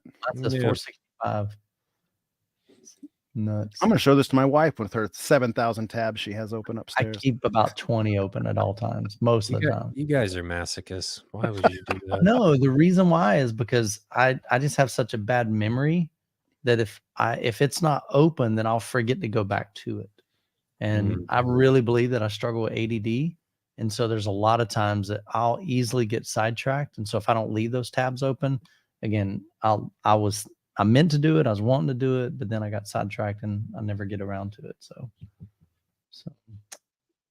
Photoshop. Here you go, Michael. Can you say hello to Eric? What's up, buddy? Hi. Is he in the chat? I didn't think I saw him. I don't know. Well, hey, but for those curious, we got to figure out how much M-Wave site uses in the browser. I'm pulling that up right now. All right, let's Michael's optimization. See how good he did. How bad is it? 4 kilobytes. 253 megabytes. You got to get those numbers down. Those are rookie numbers. I know it. Hey, dude, remember when it was in kilobytes? But you know why? I use high resolution images because I'm not concerned about. He wants our cell phones to struggle. Yeah. I'm getting about 250 megabytes. Is that what you're seeing on M-Wave? Same thing. Yep. Speaking of M-Wave, you guys need to come hang out with us, man. There's a segue. 21st, 23rd. See, we got tickets already on sale. Boom, pick them up. And we'll have the VIP experiences going live December the 1st, which means I got to get my butt in gear and get those added to the website. I got to build the shopping cart for it. Will my room be ready? I don't know. I don't know. You said it will. I think it will. I hope it will. If not, you're getting a refund and you may be out You might want to make sure you grab a couple of different ones, just in case. I think my room will be done. At least line up 2 or 3. At least it's only 3 people per time slot. I mean, yeah, true. 3 people will hate you forever. Like, all right, let's see where we at. Okay, so Hardeep says, here's a question. I have a Denon 8500. Often I switch to Aural 3D. Do you think there could be any benefit in the experience if I added a second Voice of God speaker for better overhead spread? Might stress out an amp. I wouldn't think adding a second Voice of God would be necessary. No, the Voice of God is supposed to be placed directly overhead, right? Yes. So unless you can't, maybe if you had an HVAC dropout and it's not possible, then maybe you could do that for the stereo imaging. But otherwise, I would think that if you didn't have a Voice of God, the encoder should move that to your tops anyway. So then wouldn't that be irrelevant? I have no experience with Aural 3D other than being in one room that used it. Two rooms that have used it. Yeah. I think it's irrelevant. I mean, I have it in my room and I don't. 3 rooms that have used it then. I had see how irrelevant it was. He didn't even remember that my room had it. You've never demoed it for me, I don't think. Well, I don't know. I mean, it's what am I going to demo? Like the 4 movies that have it? That trailer with the tractor that drives around in circles? That's the only thing everyone's ever heard in that format. And I didn't even think that was that great. I listened to it and they're like, "Oh, isn't that amazing?" I'm like, sound like a tractor coming. I mean, I did it because I could. I honestly, Hardeep, I wouldn't worry about that. Unless there's some extenuating circumstance that has you see your Voice of God is not directly over your head. And if it's not, I think you'd be better served just using your tops. Yeah. Don't create problems that don't exist. True. Eric, appreciate the $10 super chat. Good to see you, man. So he brought back Vivid Theater, says 9 bed layer speakers using a Storm audio processor, 2 side surrounds, 2 wides, and 2 rears, or 4 side surrounds and 2 rears. Oh. Okay, so he's got a Storm. Okay. I would do wides. So do 2 wides and then 2 side surrounds versus 4 side surrounds? No, it's wide sides, rears, or 4 sides and rears. Oh, okay. Because the Storm allows you to have side 1 and side 2, and rear 1 and rear 2, and wide 1 and wide 2. So you can segment everything another time. Is it matrixing it at that point? I don't know how it's doing it. I don't know how it's doing it, in all honesty. I can ask Matt about what it's doing, but in that circumstance, Vivid, I would do wide sides, rears. I wouldn't duplicate. Here's what you do. You stand those speakers up on chairs and you move them around and you try it for a few weeks with your favorite different movie content and you figure out what you like, because we can't advise you as well as just demoing it in your room. If you do it with chairs, nothing's permanent. If you're setting up your room, play with it. See what you like. Yeah, and I guess in this, well, are the speakers going to be in the same positions? Are you just talking about like how the Storm is going to map it, but the speakers are in the same spots? I hope not, but I don't know how you're doing your bed layer. Let me know, Vivid, if you're still here. So with that, how does the Storm Audio side channels work with 11 base layer? You can pick. You get to choose based on your speaker configuration. So you can choose if you have wides or you're running multiple surrounds or you're running multiple rears. You get the choice. It's not a one size fits all. It's what is your configuration, and then you can choose that. Nice. Pretty flexible. Yep. All right. So Vivid says it's different positions depending on what he chooses. I mean, I like Jonathan's idea of trying it. I just think the human memory is so bad. I don't know what it can be tough to remember. That's why it's going to take time. I'm not saying do it in a night. I'm saying to do it over weeks. Yeah. Like, what's the rush? Do it over weeks. I guess that's true. If you're in a position that you're able to do that. If not, I would do wide sides, rears, and not duplicate. Was this a question, M. Sullivan? An apartment right now. Just bought an Onkyo 7100. I have Martin Logan's for speakers and a monoprice sub. And eventually... I thought it was, but I guess it wasn't. Okay. I just didn't know if I missed something. Eric says, how tall does the room need to be for someone to add height channels? Tall. You have one-word responses for a lot of questions. Tall. No. Well, you know, I mean, how high would you say? I don't even know. Well, okay. So why is there a limit? If you're sitting down, your head's at 3 or 4 foot tall. What are we talking about? Most ceilings would be 6 or 7 foot. There's a lot of people that use that. What's the problem with that? I guess you don't have enough distance between your front and your height at that point. There'd be no channel separation. Yeah, I mean, ideally, you've got to have a certain amount of like an angle, I would think, for it to be optimal. Depends on how close you are. I have them in my room, and I can't tell the difference. Personally. But he likes having them. Well, I was either going to throw out those speakers or not use them or just put them on. I could use them. So it was like I already ran the wire, so it wasn't a big deal. Well, I'm confused. Wait a second. You watch something like Dolby Atmos Amaze track where there's rain coming from the top and they intentionally put the rain only in the top speakers. You're gonna, if you're ceiling 6 foot tall and you have to duck to walk in there and you put a speaker there and it's right over your seats or a little bit ahead of you, you're gonna hear it coming from above. Heights are above your front channels. That way. Wait, Green, put the question back up there. I must have missed it. So we're not talking about tops. We're talking about heights. No, well then yes, tall. Your answer was perfect. Oh. I read that. My brain processed it. Why are you giving one-word answers, Ryan? Your answer was actually perfect. Very tall. Yeah, I agree 100% there. Here's my funny experience with that. Back in the days of Dolby Pro Logic 2, when you could do front heights, I did some experimentation with that, and I never could tell much difference. And I found a clip one time. I think it might have been the Incredible Hulk when that helicopter was flying across the front of the room, like right after the Hulk got the sonic smash, and the sonic cans were shooting at the Hulk. There's a helicopter that flies around, and I thought, yes, all right, finally, I heard something that those front heights are good for because that helicopter moves across the front of the screen and it seems higher. So I undid the speakers and I put it back at my 7.1, thinking, all right, this is going to sound different. It'll for sure sound. I couldn't tell the difference. I was like, the helicopter still sounds like it's up on the ceiling, and there's no point, at least in that like 8 foot tall ceiling, there was no point in having heights up there. Nope. I think it can actually be detrimental. So yeah, I mean, you're probably talking like 12 or 14 foot maybe to start, because you got to have the angle there from your main listening position. You can't get that angle unless it's a very tall ceiling. Nope. So I've got 10-foot ceilings, but even if I were to put that, I think there's going to be a smaller gap from a front height to my Atmos speaker.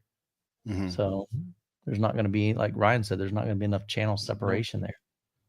So, like, guys, I've done it, and it didn't make any difference on a low enough ceiling.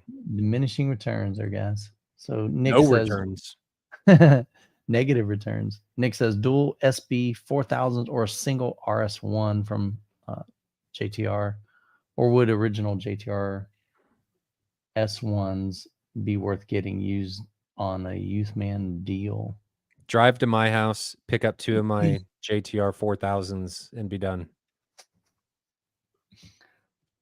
SB 4000, is that the 13-inch driver? Yes. Yeah. Man, I think that RS1 is going to have more output than 2 13-inch drivers. Well, yeah, it should, because usually it's increments in size.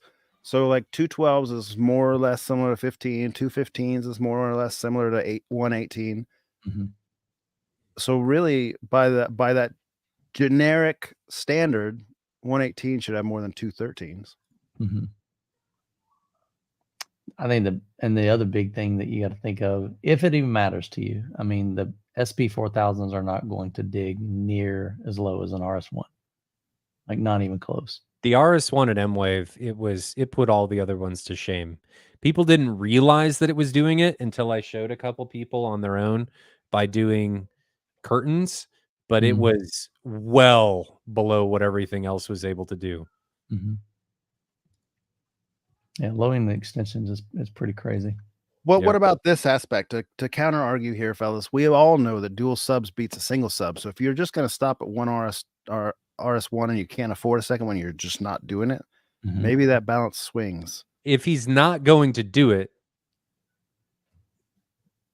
sure, I could get behind that. But my recommendation is buy the biggest sub you can afford now, and then put another one in later. Yeah. Not a bad Otherwise, you're gonna upgrade if you're it's gonna happen if you're an enthusiast. Yeah. Unless there is, for some reason, this is it. I would buy the biggest one you can get now and then get another one later. Or buy 2 of my 4000s and be done. I use this with my family all the time. It's only money. You can always make more. You either do some extra overtime. You can sell something in the garage you haven't used in 20 sell years. A kidney, sell a child. Dude, my kidneys ain't working. I mean, they work. They just produce kidney stones. Guys, that was a joke. Don't sell your children for home theater equipment. It's not worth kidneys. Sloan better look out with those black swans coming, huh? She's gonna go on the chopping block. All right, what kid's going first? Brian says, where do you guys typically like to cross over your mains? And I guess he finished. Oh, here it is right here. I think your mains is 120. Yeah, 120 hertz for a crossover typically. Jonathan, you're around there. I like 90. For your mains? Yeah. I thought he was higher than that. I do 90 on every speaker. Yeah, I do with Jonathan. You need to cross over, I think, at the same point. Otherwise, if it's too far apart, you're going to notice things moving between your speaker and your subs, especially when you move from your fronts to your bed layer, and it's going to be jarring in some cases.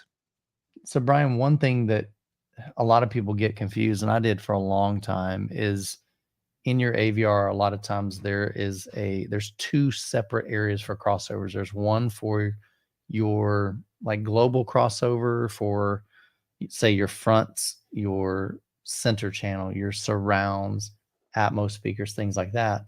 But then in a separate area in your AVR, there's an LFE crossover. So my recommendation is turn that up to 120. Yes. And the reason is if you were to set that, let's say in Jonathan's case, he's got all of his speakers set to 90. If you go over to that section for LFE and change that to 90, effectively what you're doing is you're missing out content that was designed by the sound engineer to go into that LFE channel from 90 hertz to 120 hertz. You're not going to hear that. Now, this isn't vocals. This is specifically LFE, low frequency effects that just happen to go up to 120 hertz. So this could be things like explosions. This could be a shotgun. This could be an impact, a car crash, things like that. So that you want to leave at 120, but I think that would be a pretty high crossover for like your mains and even other speakers. I will tell you something kind of fun. If you go to like a bar or a club or something, and you kind of know that mid bass that resonates your whole body cavity, old rock music and stuff, and your drinks vibrate in your hand and all that. If you want to replicate that in your room, play some rock music and turn your crossover up to like 250 hertz if your subwoofer can handle it, and then crank on it, and you'll recreate that same like buzzing body buzz cavity feel. Right. It doesn't sound very clean, and I don't recommend using it, but it's kind of fun good, but it sounds like garbage. Yeah, I mean, it's interesting to experiment with, because it kind of like people are saying, how come I can't feel that? Well, it's because your crossover is probably set low enough that you can't. But if you raise it and you have capable subs, you can get there. It's just not the same though. Yeah. As far as clarity, I wouldn't say that that's the only thing that you need to do to ensure that you can get that chest thump and what you're after. There's other variables, but if you don't set that appropriately, you're not going to get there. Ryan, are your Buckeye amps still for sale? Yes. Flash sale. I wouldn't say they're a flash sale, but they're for sale. Shoot him an email. I've got 3 8-channel HypeX 502s and then 3 Purify 7040 monoblocks. What, are you going to different amps in your new setup too? I'm just selling. I haven't decided yet. I'm just selling everything. He'll buy the same amps. Maybe.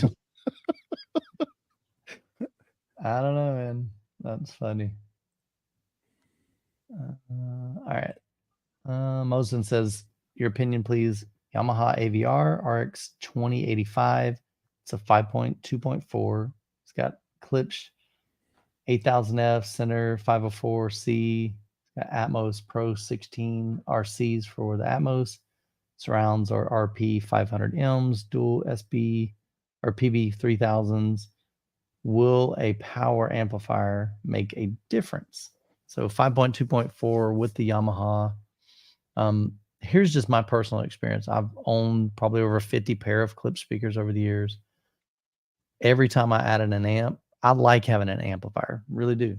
But I've never heard like a night and day difference with a Klipsch system adding an amplifier. They're not hard to drive. And some people say, oh, well, the Klipsch, they inflate those numbers. I don't care if they inflate them or not. They're still way easier to drive than a lot of other speakers that I've compared. So they're not really hard. They're not going to be super taxing on your AVR.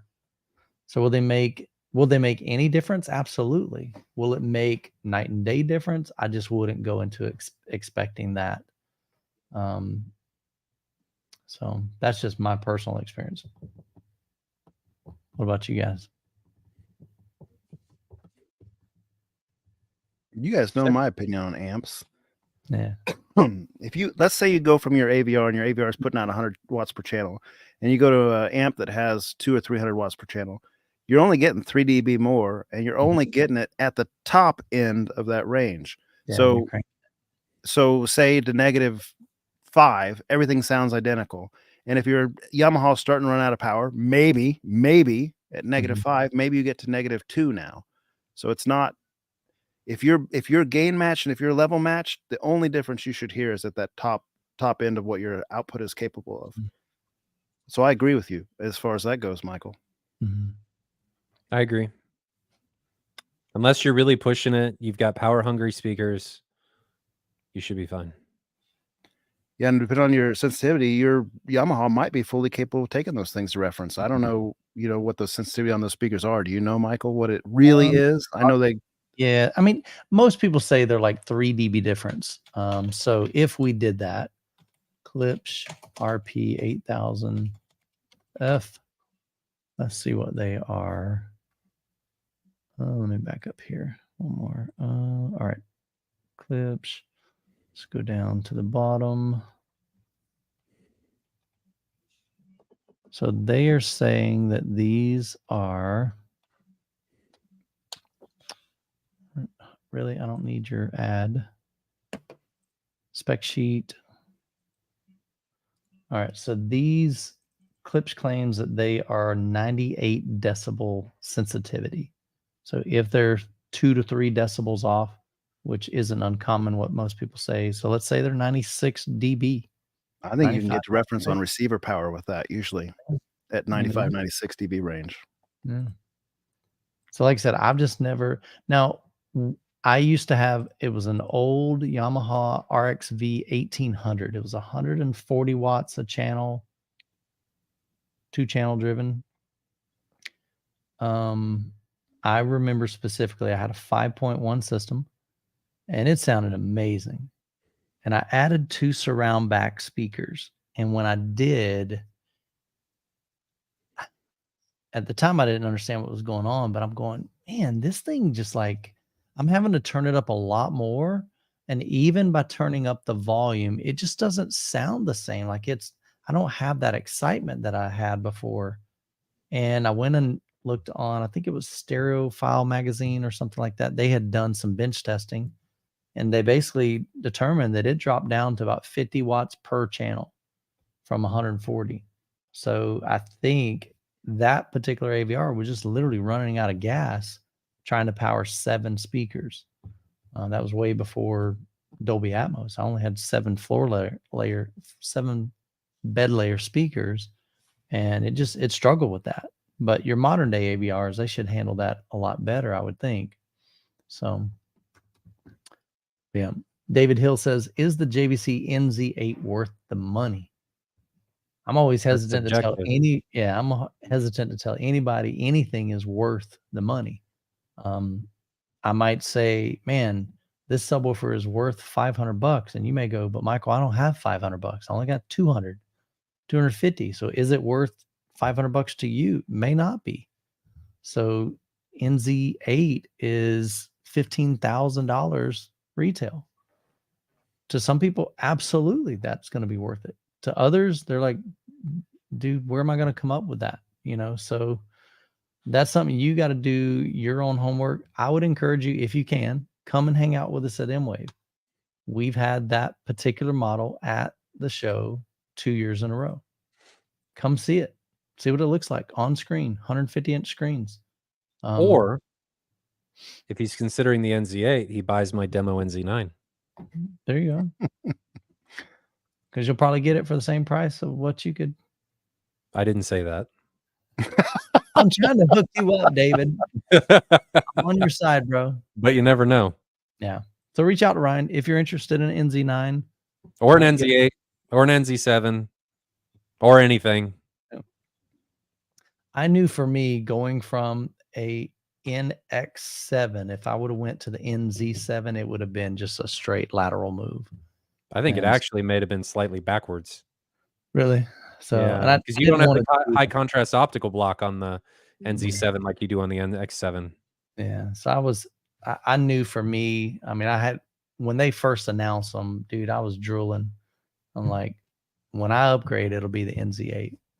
And I love it. I absolutely love it. So it's a beautiful projector. It's got a lot brighter than my NX7 was. And that was really my only, not gripe, but my only wish with the NX7 is that it was brighter in my room. And I've got a fully light controlled room. It's just a big screen. It's 150-inch diagonal. So it was somewhat dim. So, and then, over time, of course, doesn't take long. A year later, that thing's already lost like 20 to 30% of brightness, and then it's even worse. John, guys, just purchased a JL Fathom. Who to connect it to my AVR has no LFE, and how would I bypass its crossover so I can use the AVR's crossover? Cool. So with the Fathom, if it has and it should, most crossover or most AVR most subwoofers have a crossover knob on the back.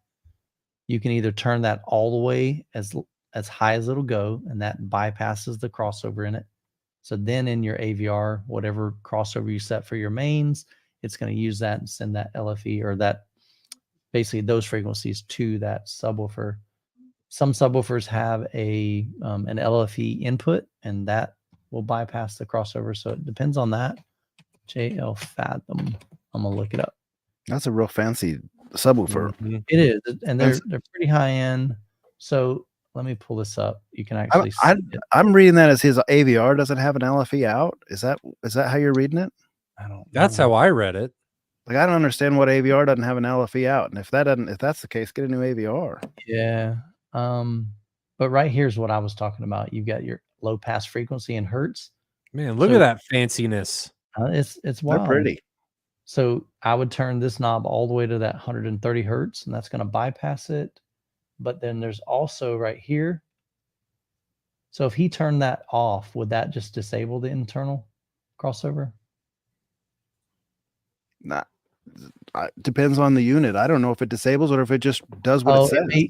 Yeah, I don't know, because it's like it says LP filter, and it's got 12 dB. That's your slope, and 24 dB. So it may just turn off the slope. I don't know.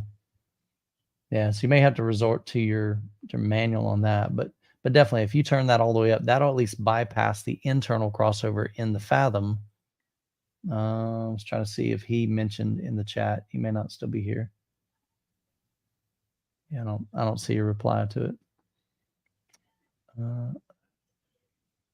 Yeah, if your AVR doesn't have an LFE, More than likely, let me look at the back of this thing.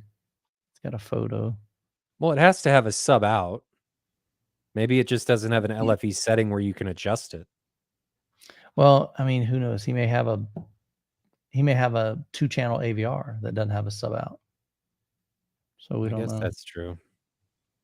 Oh, here we go. So he says sub has no LFE, AVR does. Then you're fine. No, are you saying like the sub doesn't have an LFE input? No, it doesn't have an LFE dial. The sub doesn't care if it has an LFE input or not. I like how we're making up the question. Like, yeah, dude, I'm a little confused. I'll be honest with you. So he's not be relevant to what he has actually. Did you find the back of that amp so we can see like it didn't show me the inputs? Just plug it into this to the main input. There, there's a picture of it right there. Oh my gosh, you can't click on it though. What sub is this? JL. It's just a JL Fathom. Yeah, and this is the version. Look at that driver. That driver is. Oh, it's a beast. Oh, JL they don't play, man. Their subwoofers are nuts. It doesn't even show you the magnet on it, but I've seen that driver. It's pretty. Right here. There you go. Yeah, so JL. Looking at the back of this thing, it's got an LFE or mono input and a right only. So he's fine. So LFE on the receiver to LFE on the sub. Right. That's it. You're done. The receiver will send everything below your crossover and the LFE out your sub out to the sub. See that right here. You got LFE or mono or left or mono. That's it. Yep. Trying to see what else it's got on here. Man, it's hard to see that. That was my dream sub for a lot of years. Yeah, you should be good to go, man. Predominator says cool theme, home theater. Oh, basically the coolest home theater he's ever seen. Was it you've ever seen? Yeah, was it the Star Wars home theater? As far as the experience, like I've never experienced a home theater that was like that presentation. It sounded great too. It needed more bottom end because it's a big room. That was my only like negative. The image was beautiful, massive 20-foot wide screen. Walking into the theater room was super dope. I mean, just, you feel like I was at an attraction, like the Galaxy's Edge. And that's exactly what Charlie went for. You hit the button on the door and it slides open. I mean, just craziness. It was just really, really done very, very, very well. Yeah, as far as the coolest themed one, yeah, 100%. Like, I haven't seen anybody that's done a thematic. Now, what's interesting is Charlie's dad lives next door, and his dad's building a theater room, basically the same exact thing, but he's doing a Western theme. And so once they get it done, Atlanta Home Theater is going to fly me out there to film that one. So we'll have another one that's really similar, just a different theme. So, Jamaica Social. 'Twas good seeing Youthman reviewing the shoe. So I have duals in my living room, and they are the beasts. Hope you get the ULS 15. They're regarded among the top 5 subs for music. And I'll be honest, man, just the emails back and forth with Dr. Shu, his verbiage and his, just his demeanor is just super kind. It was just really nice. He would check in every once in a while. Hey, Michael, no rush. I'm just checking in to see if you got any questions or how you're doing on the review. And I just told him, I said, Dr. Shu, I'm trying to get to it, and I'm just swamped right now. I'm trying to get through all my reviews. He was like, absolutely no worries, man. Just checking on it. If you got any questions, don't hesitate to reach out. Just super kind gentleman. So I'm excited, and we're trying to get him out to M-Wave. He said he said in January to reach back out to him because I'll have a better idea of, if they'll be able to make it. So I'm going to have Ryan and I'll jump on a call with him and his team, but we'd love to get them out. And apparently they make speakers too. I didn't know that. I always thought they just made subwoofers.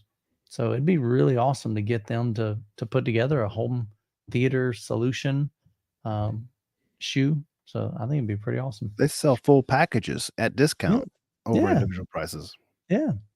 And I think what was really neat too is his team, you can see they're answering questions in the chat. So when I posted not in the comments, not chat, but yeah, so they're really active and just trying to be present, which is really cool. You don't see that a lot from companies. And so I always respect that. And I love it when brands engage with the audience and answer questions that they may have, or sometimes people, say something negative and a brand steps up and says, okay, I appreciate it. I hear you, and here's why we made this decision or whatever. So, but definitely it's been a great experience. So I look forward to reviewing more. I just gotta, get through what I've got now before I take on anything new. Richard, good to see you, buddy. Time to use some bookmarks. Forget all the open tabs. Talking about Chrome. Yeah, that would help me. John, would it be better to use an XLR cable or a USB cable to extend the cable for my calibration mic? You're going to have problems with right? He's going to have problems with longer USB cables. Yeah, that's what I'm saying. The XLR would be easier because that's what they're made for. Mm-hmm. Which microphone from an auto processing perspective uses XLR for these receivers? No, I think what he's saying is he just has a calibration mic that's probably plugged into an audio interface. Like my Earthworks is that way. Most of the high-end ones are XLR. They don't use USB. So he's talking about, would you extend the USB cable plugged into the audio interface or extend the mic cable out of the audio interface into the mic, is how I took that question. Yeah. And you'd extend the XLR cable. I agree with your synopsis, but I just don't even know a receiver that right. that does anything with XLR for the calibration mic. Storm does. Okay. Anything with Dirac. Nice. I didn't know that way. Mm-hmm. Most of the consumer stuff I've had my hands on from all the popular companies are just like mini jack, like a little headphone mini jack. Pyramid. Mm-hmm. The Odyssey Pyramid. But anything with Dirac is going to be able to use your laptop and any microphone that you have connected to it. It doesn't. A mini rocket ship. JR, appreciate the $2 super chat. He says, what gauge RCA cable for AVR to amp connection? Is there a set gauge? 4. I know we mentioned that for speaker cables, but what about for gauge RCA cable? Golly. You got him going to the store. I want 4 gauge RCA cable to come out with like jumper terminals for a car. Talks to his wife. Why did you spend $3,000 on X amount of length of RCA cable?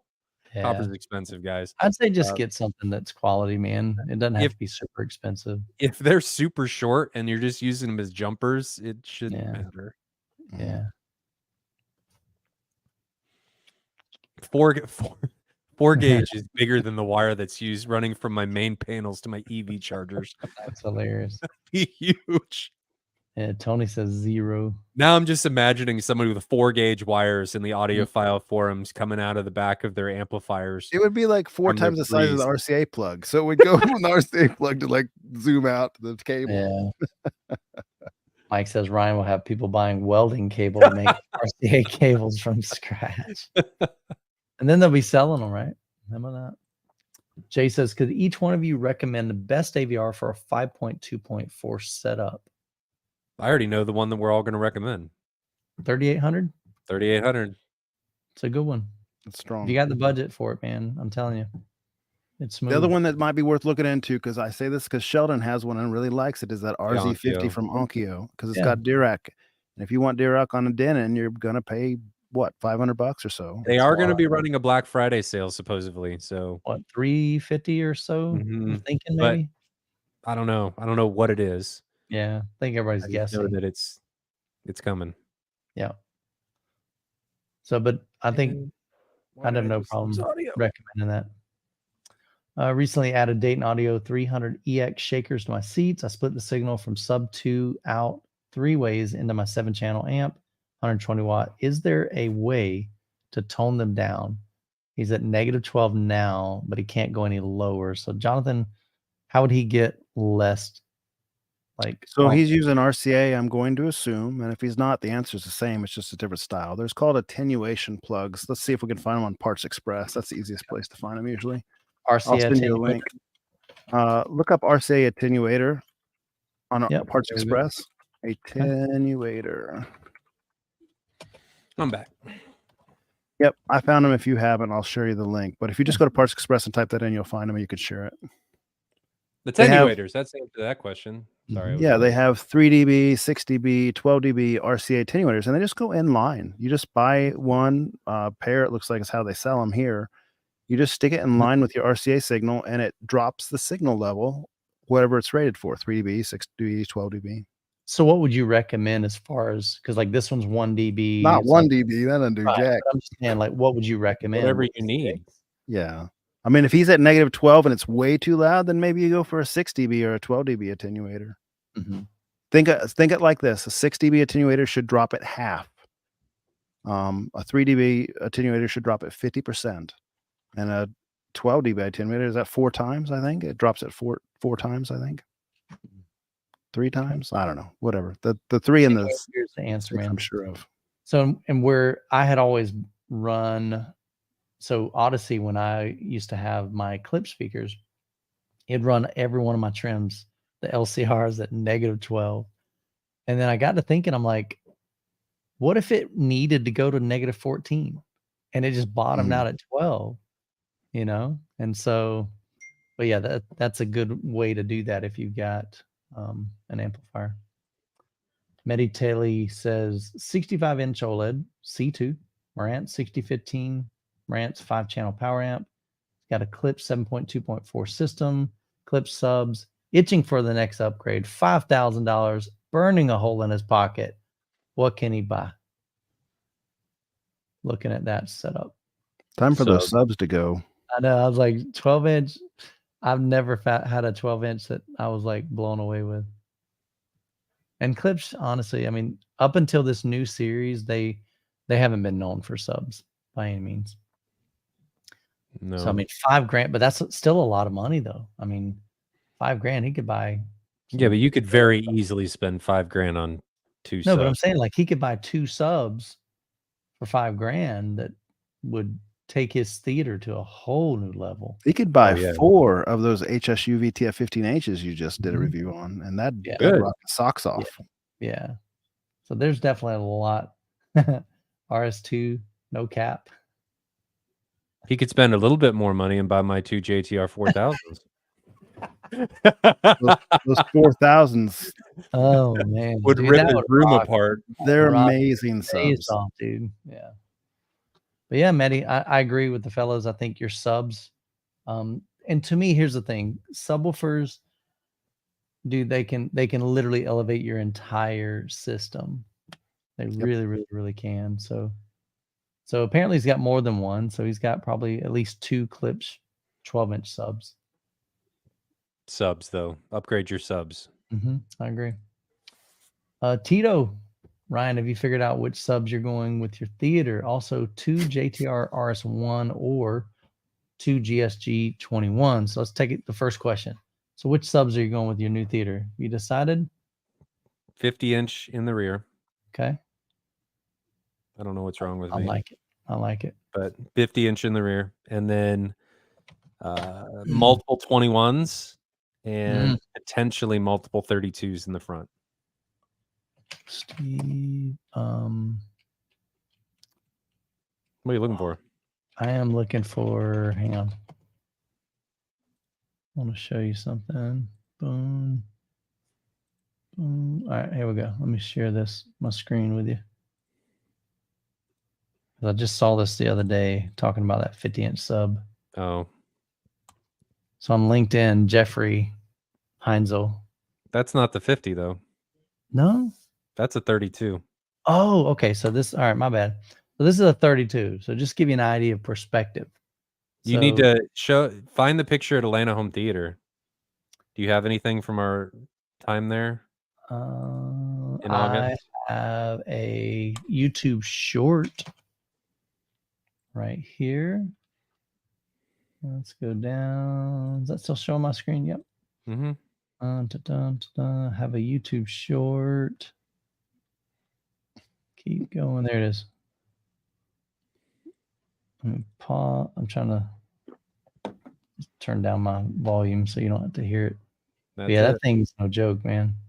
Look how tall that is. And there's the black swans that Ryan's looking at. Dude, we were all having such a good time, man. Will right there with Macintosh Group, Sonus Faber. There's Jeffrey Heinzel right there.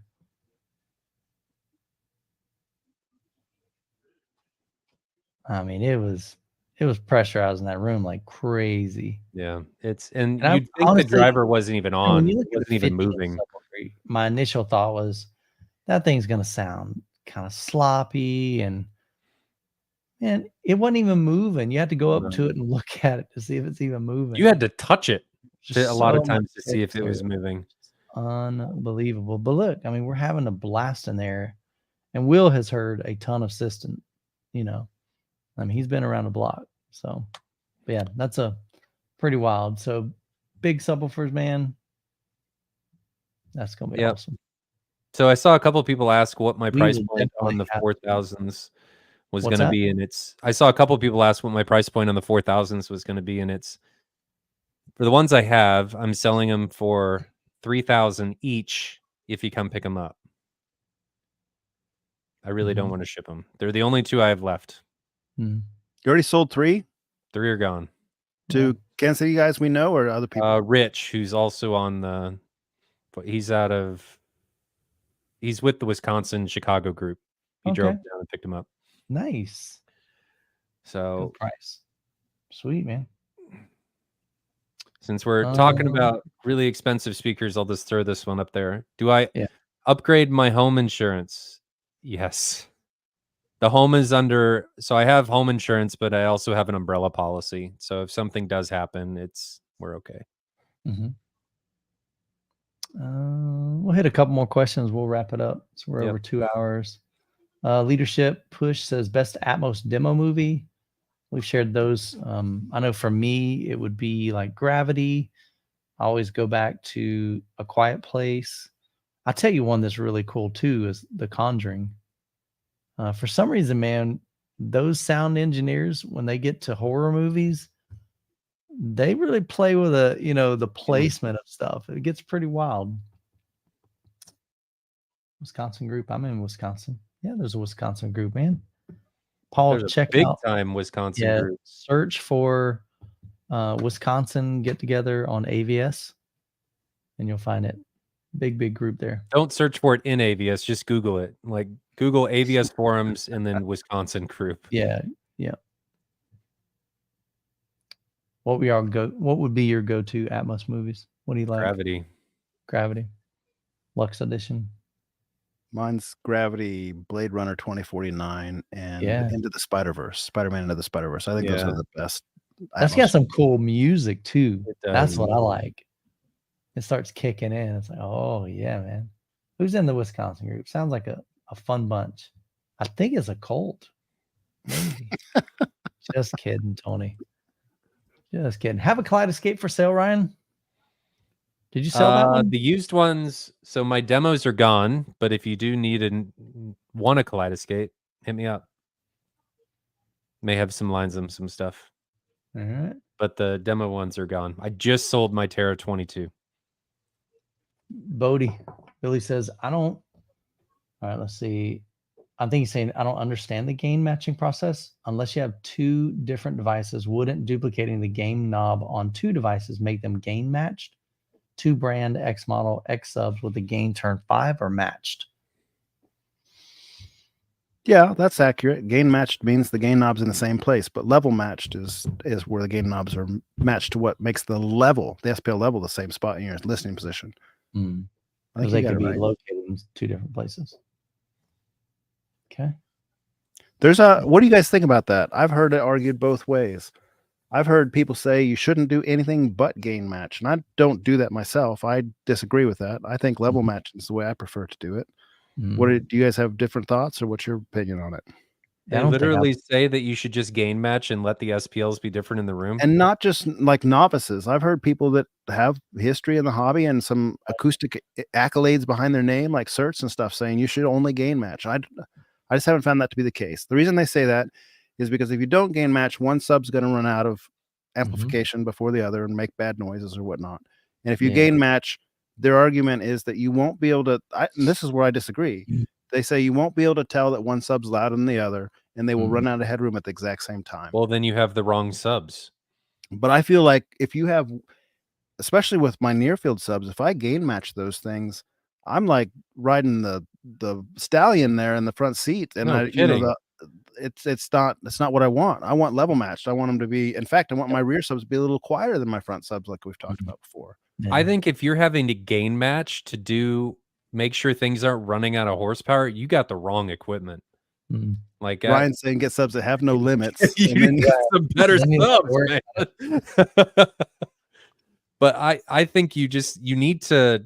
I think you start by gain matching, and then you level match off of that. I think. And Jonathan's like, just level match. But I don't know. Yeah, I don't know what that gains you. Just level match. No, it doesn't. It doesn't give you anything. It doesn't give you anything. You can always reduce the trim level after. Unless they're talking about like gain structure. I mean, they're talking about, in the context I'm thinking about, it's just stuff I've read over AVS forum over the years. And like I say, named players, like names in the industry, saying your plate amps, just put them at the same level. So your two subwoofers, your two identical subwoofers run out of headroom at the same time. But I don't find it necessary personally. I don't recommend it personally. I think you do both. I think it's important, if you can, to get a gain structure that matches. I think that's important. If you have amps that have different gain structures, I think you potentially could create problems. I think he said he had identical ones. But if you have identical ones, it shouldn't. I would start by gain matching and then level match after that. That's what I would do. Cool. Last two. Cody, appreciate the $5 super chat. My receiver limits volume when playing DTS. Anything else I can crank? It's a Marantz SR5014 with the amp for the mains. Limits little below reference. What? If it's limiting, like are you saying that volume won't go up anymore, and that probably means your channel trims are too high or something? Or what do you mean? How do you know it's limiting? Let's hear a little bit more. Give us some more context there, Cody. But he said it only happens with DTS. He said anything else he can crank it up kind of loud as he wants. But is that because his upmix, he's converting and upmixing content to DTS? I'm watching the chat. Let us know, Cody. Sure what he's talking about. I don't know. I'm not sure. Cody, I'm going to leave your starred. We'll hit another question. Go ahead and let us know in the chat some additional information on that. We'll come right back to it. Ryan, what non-AT screen do you use? So the one I've got right now is a Seymour Screen Excellence Bright White. Okay. And it's really good.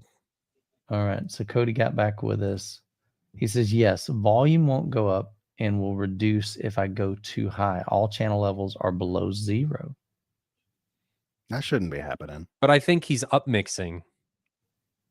Like if I upmix 2-channel, well, I want to know what content he's doing this on. You shouldn't be limited like that on a dead end or Marantz product, because what'll happen, let's say you put your channels at plus 12.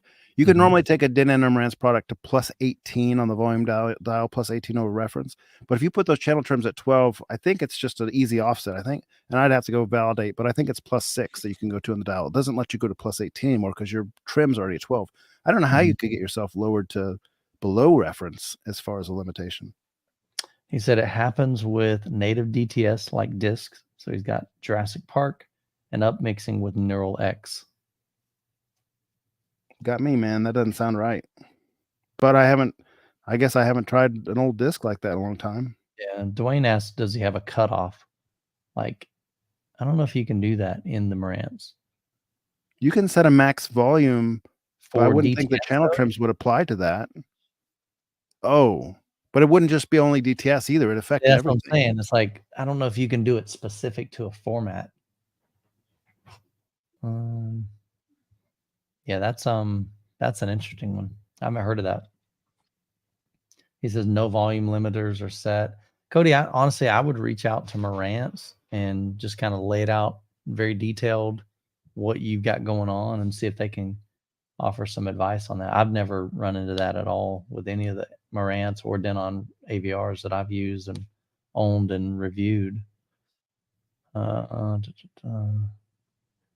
it says Electronic Ash says if it only happens with upmixing enabled, then it could be something in the processor limiting the levels to ensure the output doesn't clip in the digital realm. Yeah, but he says that it happens with native DTS and upmixing, so I don't. Yeah, Dwayne says he's got the same AVR 5014. He said I don't have a problem. So, or maybe we all have the problem if we've never noticed, and he's the only one that has ever noticed. He's got the solution. We have the problem. Who knows? Cool. All right, guys. I think we're gonna wrap it up here, man. We're at 2 hours and 20 minutes. Hopefully this has been beneficial to you. If it is, man, hit the like button on the way out. Hope you guys have an amazing week. And next week I'll be heading to. You guys will probably be on your own next week because I'm going to be flying up to Virginia to pick up my daughter and her boyfriend.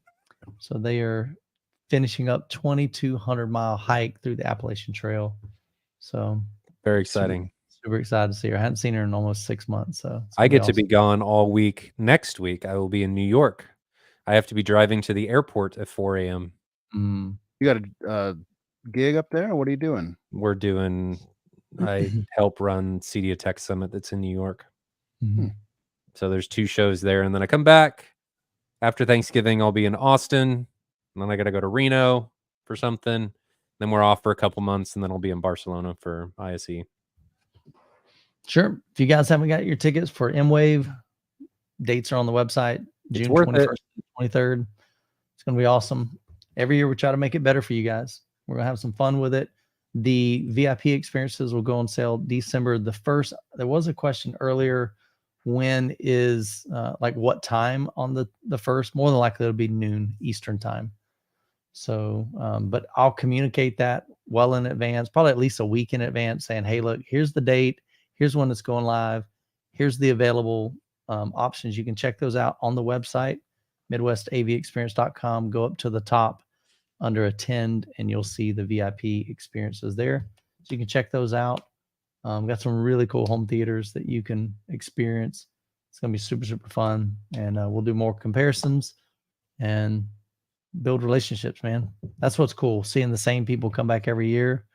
And it's like you are putting names to faces. You guys in the chat, you know, we get to see who you're like, oh, you're Electron Ash and you're Cody. And so, and you'll get to meet Salk and some of the other John guys. just posted that he has a good source on Alibaba for Klipsch. And yes, John, email me that if you don't mind, because I would be interested in figuring out a company for Klipsch and channel if you've got one.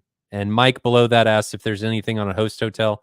No, we're not doing that because it was way too expensive to book out a room block. So just get whatever makes cost-effective sense down there.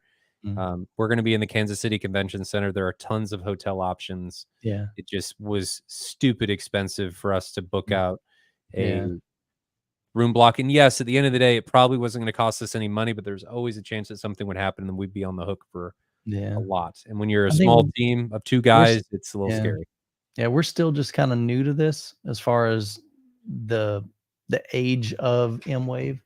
And so until we kind of get several years down the way and, you know, we've got significant numbers coming. I mean, if we've got 1,000 to 2,000 people coming every single year, then we might be able to work out something because we know that we're going to fill those. But I'm just real hesitant to jump out there and go, oh, okay. And the hotel says, oh, by the way, you need to guarantee 300 rooms. And my eyes are going, oh man, you know, that's scary, to be honest with you. So I'm just not quite ready to jump on that. I'd love to go to M-Wave, but I'm stuck in Mordor, UK. Guess what? You need to catch a ride with the other gentleman, John, that is already booked from the UK. No joke, man. He's literally lives in the UK. He's already bought his flight and he's booked his hotel. So he's coming. So we've got folks from all over Puerto Rico, Hawaii. Just get on a sailboat, Tony says. Yeah, man. So you got 8 swim. months to plan this, dude. 8 months to find some good, cheap Youth Man deal tickets on flights. Yeah. Dude, it'll be worth it. We'd love to have you. Some of the things that we've done with the Kansas City group, if you can get a little group of guys that you know to like stay in an Airbnb or like rent a home and have like 5 guys, that's a lot of fun. You know, it makes the experience that much better. That'd be awesome. I don't know if there'd be a way for you to foster that, Michael, in the sense of letting these people get together and know, hey, I'm coming and I'd like to find a roommate or something for something like that. So here's one thing that they could do it on the Discord. That's what I'm thinking. That's a good idea. If you go to MidwestAVExperience.com, and maybe Ryan, again, he's way more